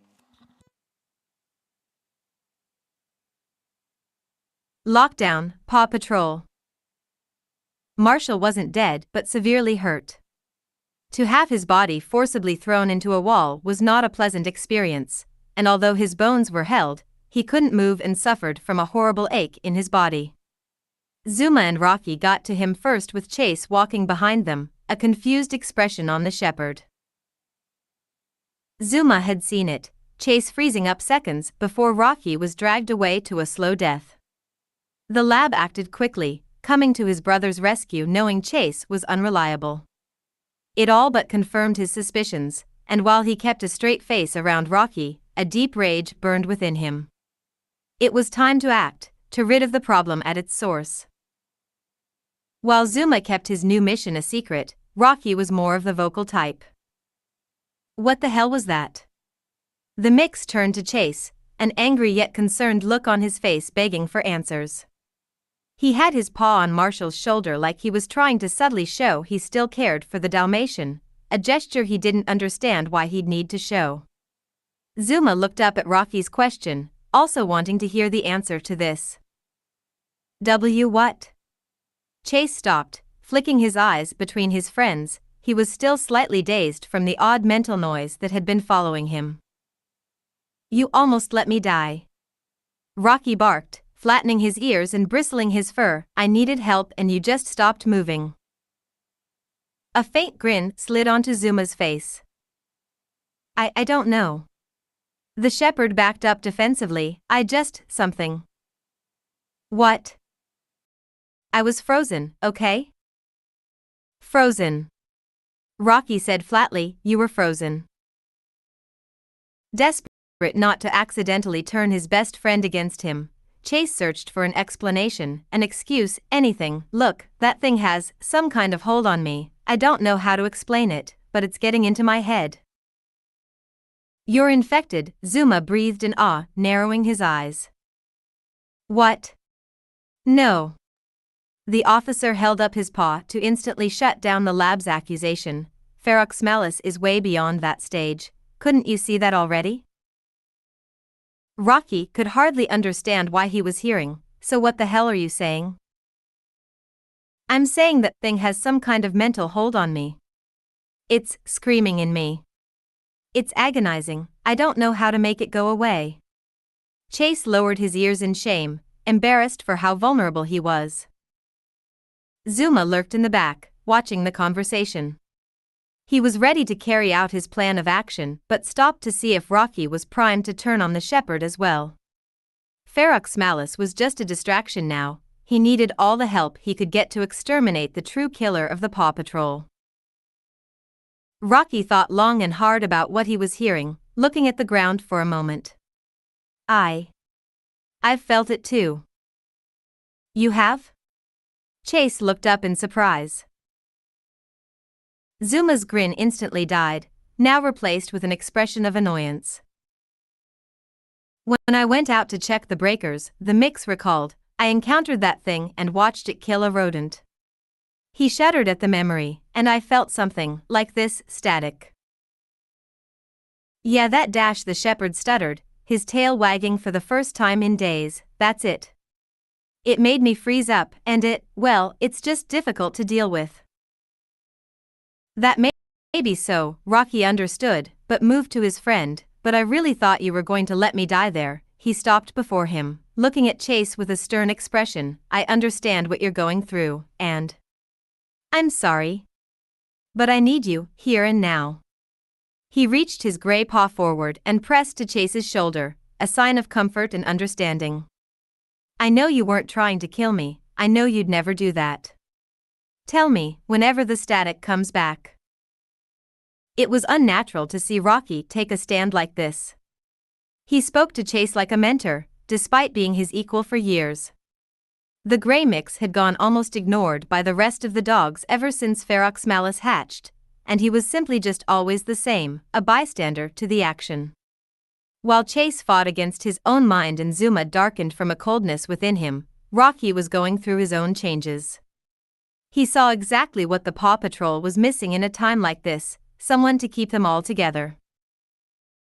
That creature, it's trying to break us. Rocky flattened his ears as he surveyed the damaged room. If it cannot kill us, then it will snap our sanity and will. He came to the conclusion as he turned back to Chase. Talk to me, Chase, please. I don't want to lose you. If we don't fight this mental strain, it'll plunge us into insanity. Heh, Chase chuckled to himself, saddened as he trailed off. Yeah, I know what you mean. The mix tilted his head. You do? Nearby, Zuma sat with Marshall trying to tend to him.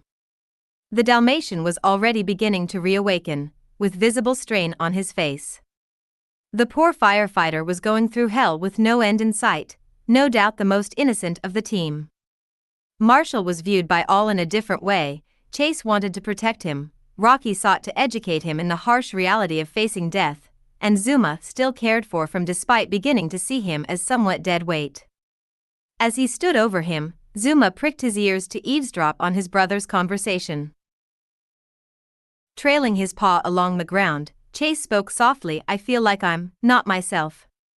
He gave a pitiful sigh as Rocky tried to comfort him with an arm over his shoulder. I can't even tell who I am anymore after what I did.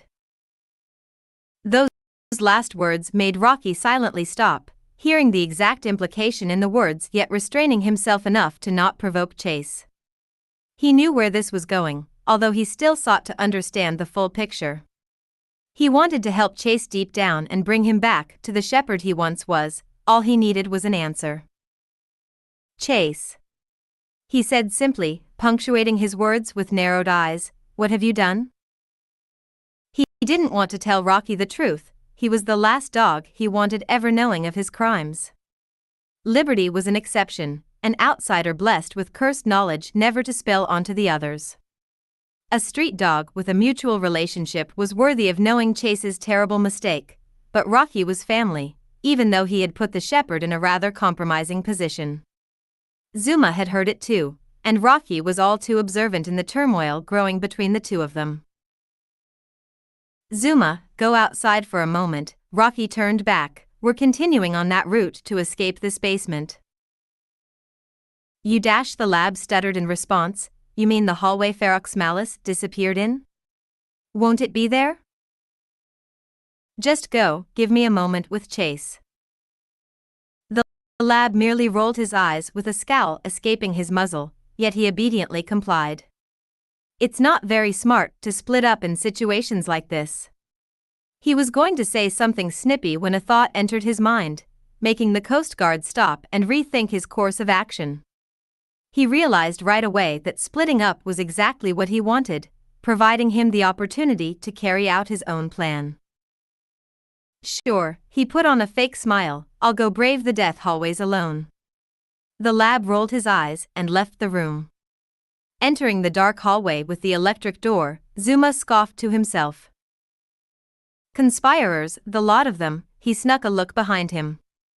He approached the electric door, the lever on the wall still pulled down, keeping the path firmly blocked when they trapped Ferox Malice outside. They don't realize how smart I actually am, the lab chuckled. I didn't survive all this shit just to watch the German Shepherd tear apart my family. He reached a paw out and flicked the lever back up. Instantly the door clicked to life, shooting upward and opening the way into the disgusting flesh hallway. He was angry he had to leave, but at the corner of his muzzle, a grin slid up. No one had yet seen what he did. Chase and Rocky were within their own problems back in the room. It was all too obvious Chase was hiding something with great difficulty, a secret his friend carefully tried to extract. "You're going to hate me," Chase said, refusing to look his friend in the eye. Rocky was unfazed. "However, dude, I could never hate you. You're like my brother, maybe not biologically, but it's close enough." He gently tapped the shepherd's arm with his paw, and brothers stick together, no matter what. "But Chase stammered, "I did something really bad." "Everyone does something bad," Rocky almost laughed. "How are we supposed to go through life if we have nothing to learn from?" "You make it sound trivial." "Well, I'm not trying to," the mix shrugged, "it's just the truth. What did you do?" Bristling his fur, Chase stared up at the dog across from him. "You want me to come out and say it?" "I murdered Sky," he snapped, sparking the volume of his voice for a split second at the final word. He stared into Rocky's unblinking face, expecting hostility or some kind of horrified realization, but it never came. The same reaction of the mix caught Chase off guard, and his anger settled. Giving a long sigh, Rocky spilled his own truth. "I know." He said it like he was always waiting to, just never finding the right time. It was never easy to pinpoint the exact moment you were completely aware of the crime your friend had committed. "What?" Chase blinked. "How?" "It kinda put it together over time," the mix shrugged, looking to the floor in mild discomfort. "Look, Chase, the thing is," he winced, knowing the next thing to leave his muzzle would be hard to say. I don't really know what to think right now. I eventually figured out that Sky was clean and her death undeserved." Lowering his head in shame, the police officer nodded as a faint whine sounded from him. "I know, and dash. But..." Rocky interrupted him. "I also know what was going on at the time," he said, taking a second to scratch himself with his hind leg. "There was a great fear going around the terror, and of course, none of us had actually known what Ferox Malice was yet." He tilted his head a little, reaching his point. "What I'm trying to say is, losing Sky was terrible, and I miss her every day. Seeing her shot on the floor was just..." He slowly turned, beginning to walk away. "Traumatizing." He turned his head back to look at Chase, but in a way. "I understand what you were probably thinking at the time. You wanted to save us, and you were willing to make such a great sacrifice if it meant putting an end to an unseen terror." He sighed. "I guess I'll give you that, but what matters now is that we have each other, and we need to stay together." Rocky soon left the room, an ashamed Chase behind him carrying Marshall on his shoulders.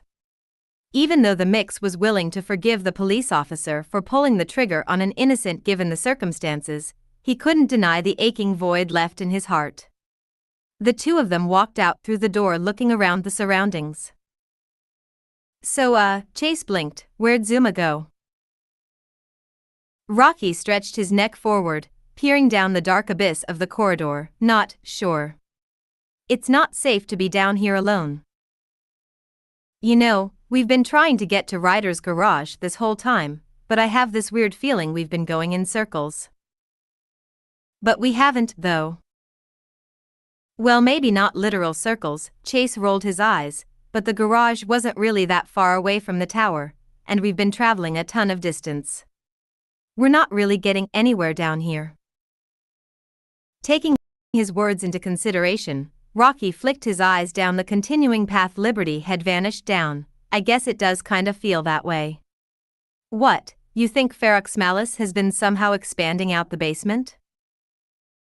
"That creature is a fucking roller coaster of surprises." "Hey, language," came a voice from up top, taking both dogs off guard and snapping their heads to the side in shock. Marshall suddenly lifted his head up, confused as to why he was on Chase's shoulders. "Why are you carrying me?" "Marshall," Chase said in alarm, quickly letting the Dalmatian down, pure joy flooding his voice. "You're alive." The Dalmatian awkwardly stuck his front paws out, trying to climb stand. "Yeah, I am, just in a crapload of pain." "I'm glad to see you okay," Rocky wagged his tail. "We just need to call Zuma and find Liberty. She isn't wearing one of our radio collars." Zuma scares me, Marshall confessed, as he shook his days out of his fur. He's been talking weird all day. Can I just stay with you? Okay, here's a better idea. The shepherd suddenly looked behind him, now looking uncomfortable. Why don't we get somewhere safe and talk there? I'd rather Ferox Malice doesn't find us first. Nodding eagerly, Marshall was happy to finally be with the two dogs he cared about. As they began moving, trekking down the continued path, an odd smell hit his little black nose. The Dalmatian almost instantly stopped walking, narrowing his eyes and looking around in confusion, although neither Chase nor Rocky noticed this. As a firefighter, Marshall was highly trained in identifying certain smells that could imply danger was nearby, especially the stench of smoke. He could detect smoke from nearly twice as far as Chase, a skill he loved to brag about whenever he could. Marshall wasn't smelling any smoke, but there was indeed a foreign smell that was suddenly invading his nose. The hallway alone had a metallic, bloody, fleshy stench to it, a smell that they had already gotten used to. This new smell was almost sweet, yet reeked of chemicals, like the smell of hand sanitizer. It was too faint for Marshall to identify it, but he could tell right away that it was coming from the ceiling. Looking up at the roof, he couldn't see anything too different from the usual gore mess that had infected the lower floors. Shrugging to himself, Marshall carried on after his two friends. They continued silently for roughly 15 minutes, each dog walking in silence. It wasn't until something caught Chase's eye that they stopped moving. These eggs look different, he said, half to himself, turning his attention to some scattered fleshy capsules placed along the fleshy wall. Rocky and Marshall stopped moving, watching their friend's movement. The mix shrugged off the comment, well, not every animal hatches identical to one another. Taking careful steps, Chase cautiously approached the eggs, taking a close look at them while Rocky rolled his eyes. Marshall was going to say something when the odd smell suddenly hit him again, prompting him to look up at the ceiling again. The smell was slightly clearer, bearing a resemblance to metallic rotten eggs. He figured it was just the stench of the biomass he was smelling, but his gut told him it wasn't the case. The smell was so familiar to him, yet he still found himself unable to place it. These are bigger, Chase continued, nudging a rather large egg, nearly twice the size of the first ones we saw. They must be older, Rocky put a paw to his chin, maybe we're getting near the center hive mind. What's there? That. The word hung in the air as Rocky tried to put his sentence together, is probably the earliest part of the basement Ferox Malice entered, assuming it snuck it in through the garage. Wait, we're near the garage? The shepherd jolted, you mean we're almost out of this hell? Probably, Rocky shrugged, but we haven't found Liberty or Zuma, we can't leave them behind. Marshall's voice came up from behind, does anyone smell that? The gentle sniffing of his nose was barely heard over his uneased breathing. Looking back at him, Chase tilted his head. Smell what? The putrid death we're surrounded by? No, it's something else, the Dalmatian shook his head, irritated he wasn't able to instantly place the stench. He was worried the other two wouldn't take him seriously as he had a history of being the innocent puppy of the team, even more so than Rubble. Walking forward a little, pushing in between his brothers, he kept his nose in the air, following the smell. I don't smell anything, Rocky tried sniffing the air. He was angry he couldn't place it before, but slowly his mind turned. The stench had grown stronger, a rich, sickly sweet smell leaching into his nose. It was almost like a chemical, a liquid that was trailing along the ceiling. It was odd why the other two couldn't smell it, and Marshall wondered if it had to do with himself. If only he could smell it, it could only be explained by something unique in his ability. I'm a firefighter, he muttered to himself, making Chase narrow his eyes.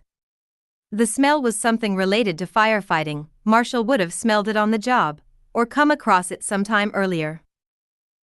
Marshall, we're wasting time.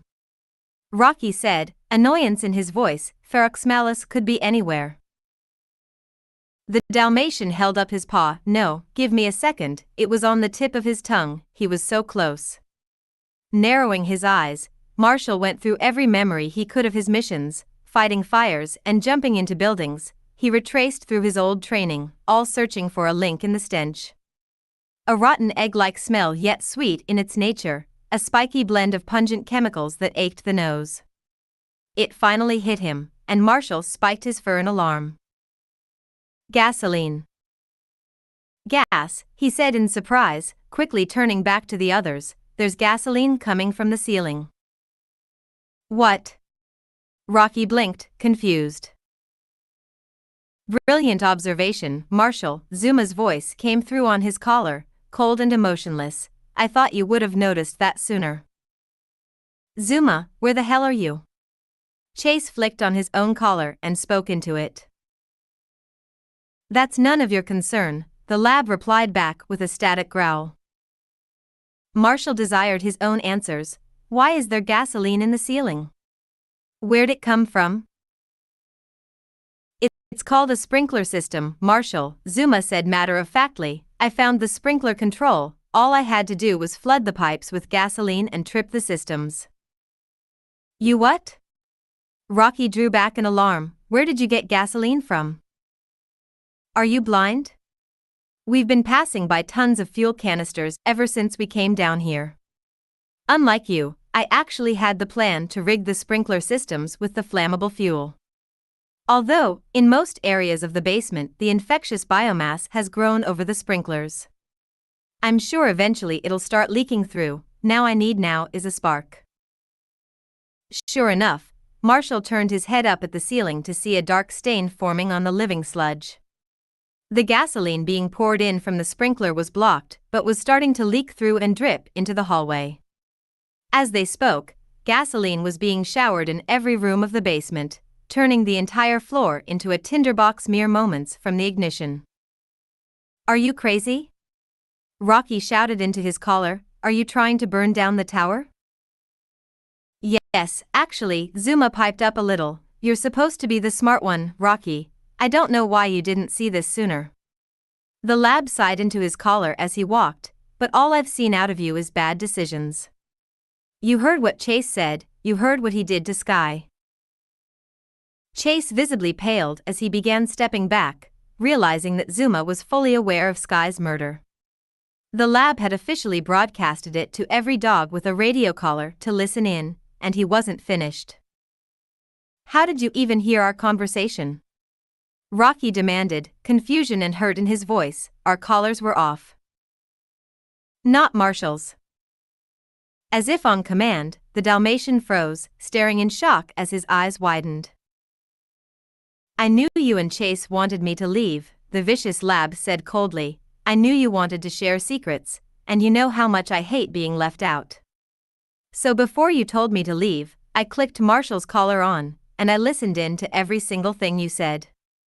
He let a laugh escape him, amused at how he got on over on the team. I don't understand you, Rocky, you were supposed to be my friend. Why are giving Chase a second chance? The mix stuttered, trying to get a word as he cycled panicked looks to the two other dogs.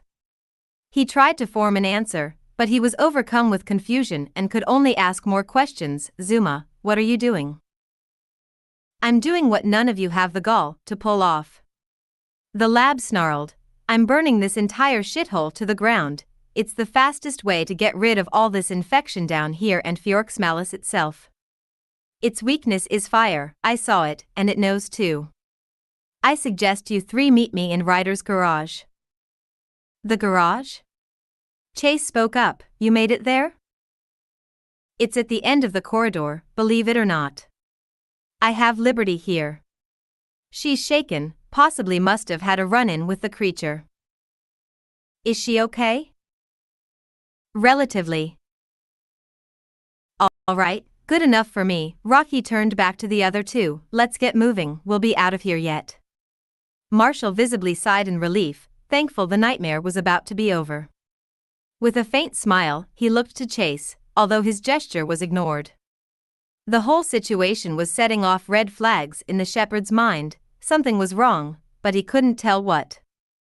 His thoughts were evident on his face, as he scanned his eyes along the ground like he was flicking through his thoughts and memories.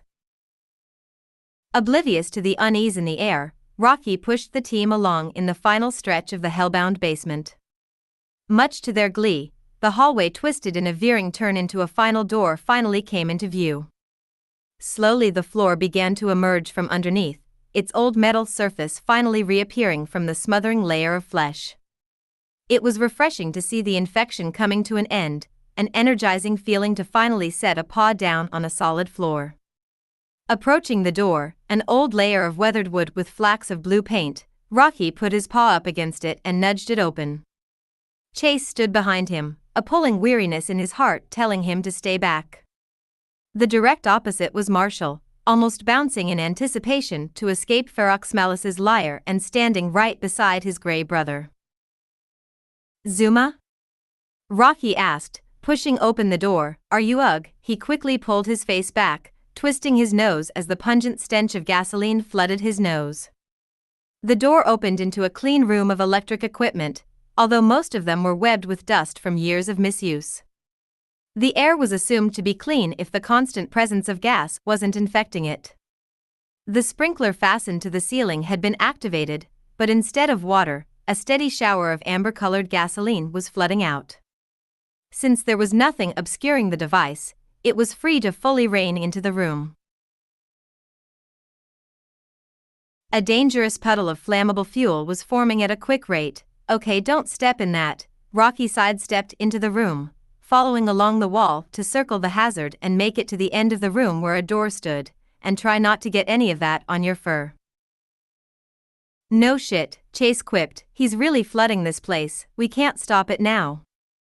The shepherd expressed visible frustration, looking toward Marshall for support, but the Dalmatian didn't respond. It was distressing to see his home seconds from being incinerated, no wonder he went behind our backs. As the three of the gathering at the end of the room, they opened the final door and came to a familiar sight. Zuma turned around. "Oh, there you are." The pups had never actually been in Ryder's garage before. They had seen several glimpses of it during their dispatch, but access into this room was really only granted to Ryder alone. The room was exactly how they had imagined it, a simple dusty garage with an open floor where the AV was supposed to sit. The side walls were lined with metal shelves hastily constructed together, carrying sloppily organized tools. Immediately, Rocky rushed over to the shelves to look for the dielectric driver, the one tool he needed to restore power in the upper portion of the tower. The most interesting thing in the room, to Marshall, was the garage door itself. All that stood between them and freedom was a simple door of metal sheets strung along a ceiling chain.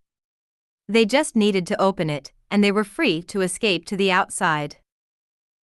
"How does this door open?" Marshall ran over to instantly putting his paws up on the barrier. "Is there a switch, a passcode? Or maybe we can break through it somehow." "Cool your jets, firefighter." Liberty suddenly appeared from the other side of the room, her fur ruffled. Ryder likely kept a remote somewhere. Walking into the room, Chase happily breathed in the fresh air that was coming from the outside. Fear was on his mind, remembering that Zuma had heard everything he discussed with Rocky. Eager to bury the hatchets, he approached the lab. Zuma," he said awkwardly, "listen, about what you heard dash." "Not now," the lab waved him off, turning around to face him. "Let's finish up here and get somewhere safe." He suddenly spiked up his fur, baring his teeth. "Then we can talk about your past actions." Nodding, Chase frantically tried to save their friendship. "So, what's next?" "Just one last thing. We need to see the door you just came in from. It's the only way into the basement from out here." Chase tilted his head. "There's no other way Feroxmalis can get out?" "If the elevator is offline, then yeah." Zuma thought for a second. "But there are those vents we found from the outside. Theoretically it could use those, but assuming it's still around here it would have to travel a long distance to get back." He darkened, tapping his paw. "I don't plan to give it another second." "Then let's do it." The shepherd was eager to finally secure the monster once and for all. Executing the final stage of his plan, Zuma walked over to the door leading to the basement. Using the tools and material he found on the shelves, he hastily created some crude locks that just needed to be installed onto the door. They were simple in design, built to magnetically seal the door to the wall and bar it from being opened. "I just need you to hold the door." Yeah, Chase sighed and went over, approaching the entrance. Something was wrong. With all the years Chase had spent on the force, he had become adept at catching certain cues from his surroundings.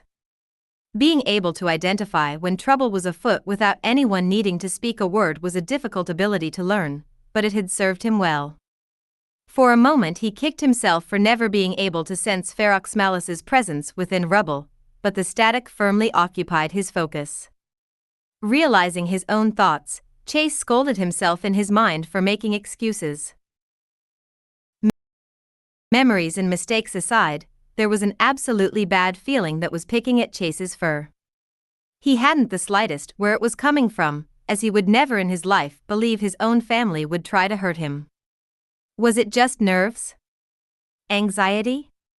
Or was there something malicious walking among them, something Chase never even thought to look for? Zuma was watching his every move. As a coast guard, the lab was trained to improvise his rescues in the event of harsh weather or if other unpredictable aspects of the sea interfered. Thinking quickly was something he was just too good at, and he wrote in his head alternate solutions in the event something changed or went wrong. To him, Chase was an unpredictable equation, a denominator that didn't fit, an anomaly that didn't belong. He wasn't sure of it then, but he knew now that the shepherd was dangerous and needed to be dealt with. What am I looking for, exactly? Chase nosed the door open, looking back into the gasoline spewing room. Do you just want me to hold it open? Just like that, Zuma said, slowly coming up behind him. The only one who saw it before it happened was Rocky. The mix briefly turned back to ask Zuma a question, only to see the lab stalking up behind Chase. Instantly he stiffened to alarm and opened his mouth to bark a warning, but he was not quick enough. Chase's breath left him as he was forcefully shoved from behind, throwing him onto his stomach. He spluttered out a noise of surprise and tried to scramble up, fear and confusion hitting him all at once. "Zuma?" he cried, looking back at the door where he had been pushed in. The lab's eyes were cold and unforgiving. "Goodbye, Chase." The shepherd was helpless as his old friend slammed the door shut, slapping on the magnetic lock which instantly fastened to the metal surface like glue. The deed was done. Deceived and backstabbed, Chase was trapped in the basement as it slowly flooded with gasoline. And Zuma felt absolutely no remorse. "Zuma, what the hell?" Rocky rushed over, frantic at what he witnessed. "What are you doing?" He made a leap for the door and tried to pull the lock off, only to be shoved away by the defiant Labrador. Snarling at the knocked-over mix, Zuma bared his teeth, a feral demeanor coming over him. "I'm doing what needs to be done." "Get him out." "Can't," the lab shrugged. "I made sure the locks couldn't come off. It's only fair he burns alive." Now it was Marshall who whipped around in shock. "What?" Rocky tried to get up, but Zuma's brute paw shoved him back to the floor. The Coast Guard was consumed by anger and resentment. He murdered Sky. "Why are you protecting him?" he snarled. "Why have you been giving him any chance at all?" Bewildered, Rocky stared up in fear at the lab's terrifying statue. With quickened breaths, he uttered the only response he could think of: "He's my brother." In spirit, maybe, Zuma rolled his eyes. "None of us are related." "We don't have to be," came the mix's desperate plea. "After all we've been through, all these years, we're all family. He's my brother, as he is yours." The lab twisted his snarl at those words. "I will not call a murderer my brother." "Chase." Marshall pounded on the sealed door. Zuma turned around to the Dalmatian, briefly releasing his grip on the Rocky. Panicked, the mix looked at his side and spotted a discarded wrench sitting aimlessly on the floor. "There's exposed wiring in there," Zuma grinned. "I suggest you back up from the door. The explosion will be violent." "Liberty." Marshall turned his attention to the dachshund standing off to the side. "Do something." To his complete horror, Liberty only shrugged. It was obvious on her face that she was just as horrified at the scene, but there was little she could do to help. The door was sealed with Chase on the other side, and none of the dogs had the strength or tools to bust the magnetic locks or break the door down. "Make peace with whatever God you believe in, Chase." Zuma shoved Marshall aside, moving to the door, "because in a few short seconds, you're going to be dash." The lab was silenced as a metal wrench slammed off the back of his head, knocking him to the ground unconscious. Never in his entire life did Rocky think he would strike Zuma, but the situation was dire and the lab needed to be subdued. Even as he whimpered faintly, Marshall staggered up to the best of his ability, crawling over to Zuma. Even after witnessing the lab's twisted crime, he still felt compelled to tend to his injuries. Rocky dropped the wrench from his mouth, its old metal now stained with a splash of Zuma's blood. It hit the floor with a clang, a shriek of noise in the cold silence. "Chase!" The mix jumped to the door, trying to wrench it loose with any strength he had. "Can you hear me?" It was hopeless. Whatever Zuma had locked the door with was staying put, and would continue to do so until heavier firepower was involved. On the other side, Chase was panicking to a severe degree. He half expected his static sound to return, but instead, all he heard was the splashing of gasoline as it slowly began to cover the floor. Whimpering in fear, he tried to back himself to the wall, knowing that if even a splash of the fuel hit him, he'd be a dead dog when the sparks flew. His heart was broken, fighting between anger and mourning. He had been betrayed, backstabbed by his friend of almost 10 years. Fearful, he tried to call his remaining family. "Rocky?" he barked. The voice was muffled from the other side of the door. "I can hear you. Get me out of here." Zuma blocked the door. Quicking flinging his gaze around, Chase tried to survey his options. He had to leave the team if he was to survive. He needed to flee back into the infected basement. The biomass that leached the walls was covering up the sprinklers, meaning he only had a few moments of a grace period to travel without being splashed by gasoline. Then, Chase tried to think of any possible solution, his heartbeat moving too fast to get a coherent thought through. His paw still pressed against the door, and with the smell of gas in his nose, he slowly came to the realization of what had to happen. "Just get the garage door open. I'll lead Ferox Malice away as far as I can." "But how will you get back?" Sighing, Chase gently pressed his forehead to the door. "I won't." "Chase, no. I owe it to you, after everything," he confessed, "the lies, the ignorance, everything. Get that door open and run as far away from this tower as you can." He ran through the layout of the basement in his mind. Find someone in the ACG and tell them what's happened here. Still Rocky was defiant. "Chase, you're our leader." He hit his paw against the barrier between them. "No," the shepherd confessed, starting to move away. "You are." "Chase." "No." The cries falling on deaf ears, Chase bit back his tears and turned away from his family.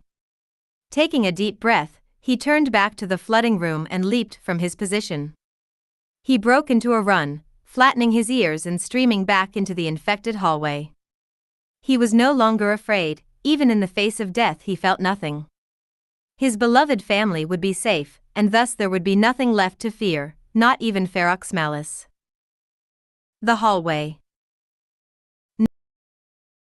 Now ignoring the blistering teeth and flesh that leached the walls, wriggling and pulsating as gasoline dripped on them, he looked around with determination in his mind. "Ferox Malice, you bastard!" He barked as loud as possible. "Come get me." He stood with spiked fur in the middle of the floor, paws firmly planted out as he darted his gaze around. Even while vastly outmatched, he refused to go down without a fight, to prove that monster wasn't invincible. He stood for several minutes when he realized Ferox Malus wasn't coming, likely far away in another part of the basement. All right, fine. The communication room. This area said seen enough action. It was here that Zuma found the jammer and restored the connection to their callers. The trashed tables and computers glistened orange and red as the gasoline rained down from the ceiling. Chase was taking great care to avoid the flammable liquid, but it was plausible that stray drops could hit him. He padded out to the middle of the room, approaching the flowering biomass Zuma and Marshall had to crawl through.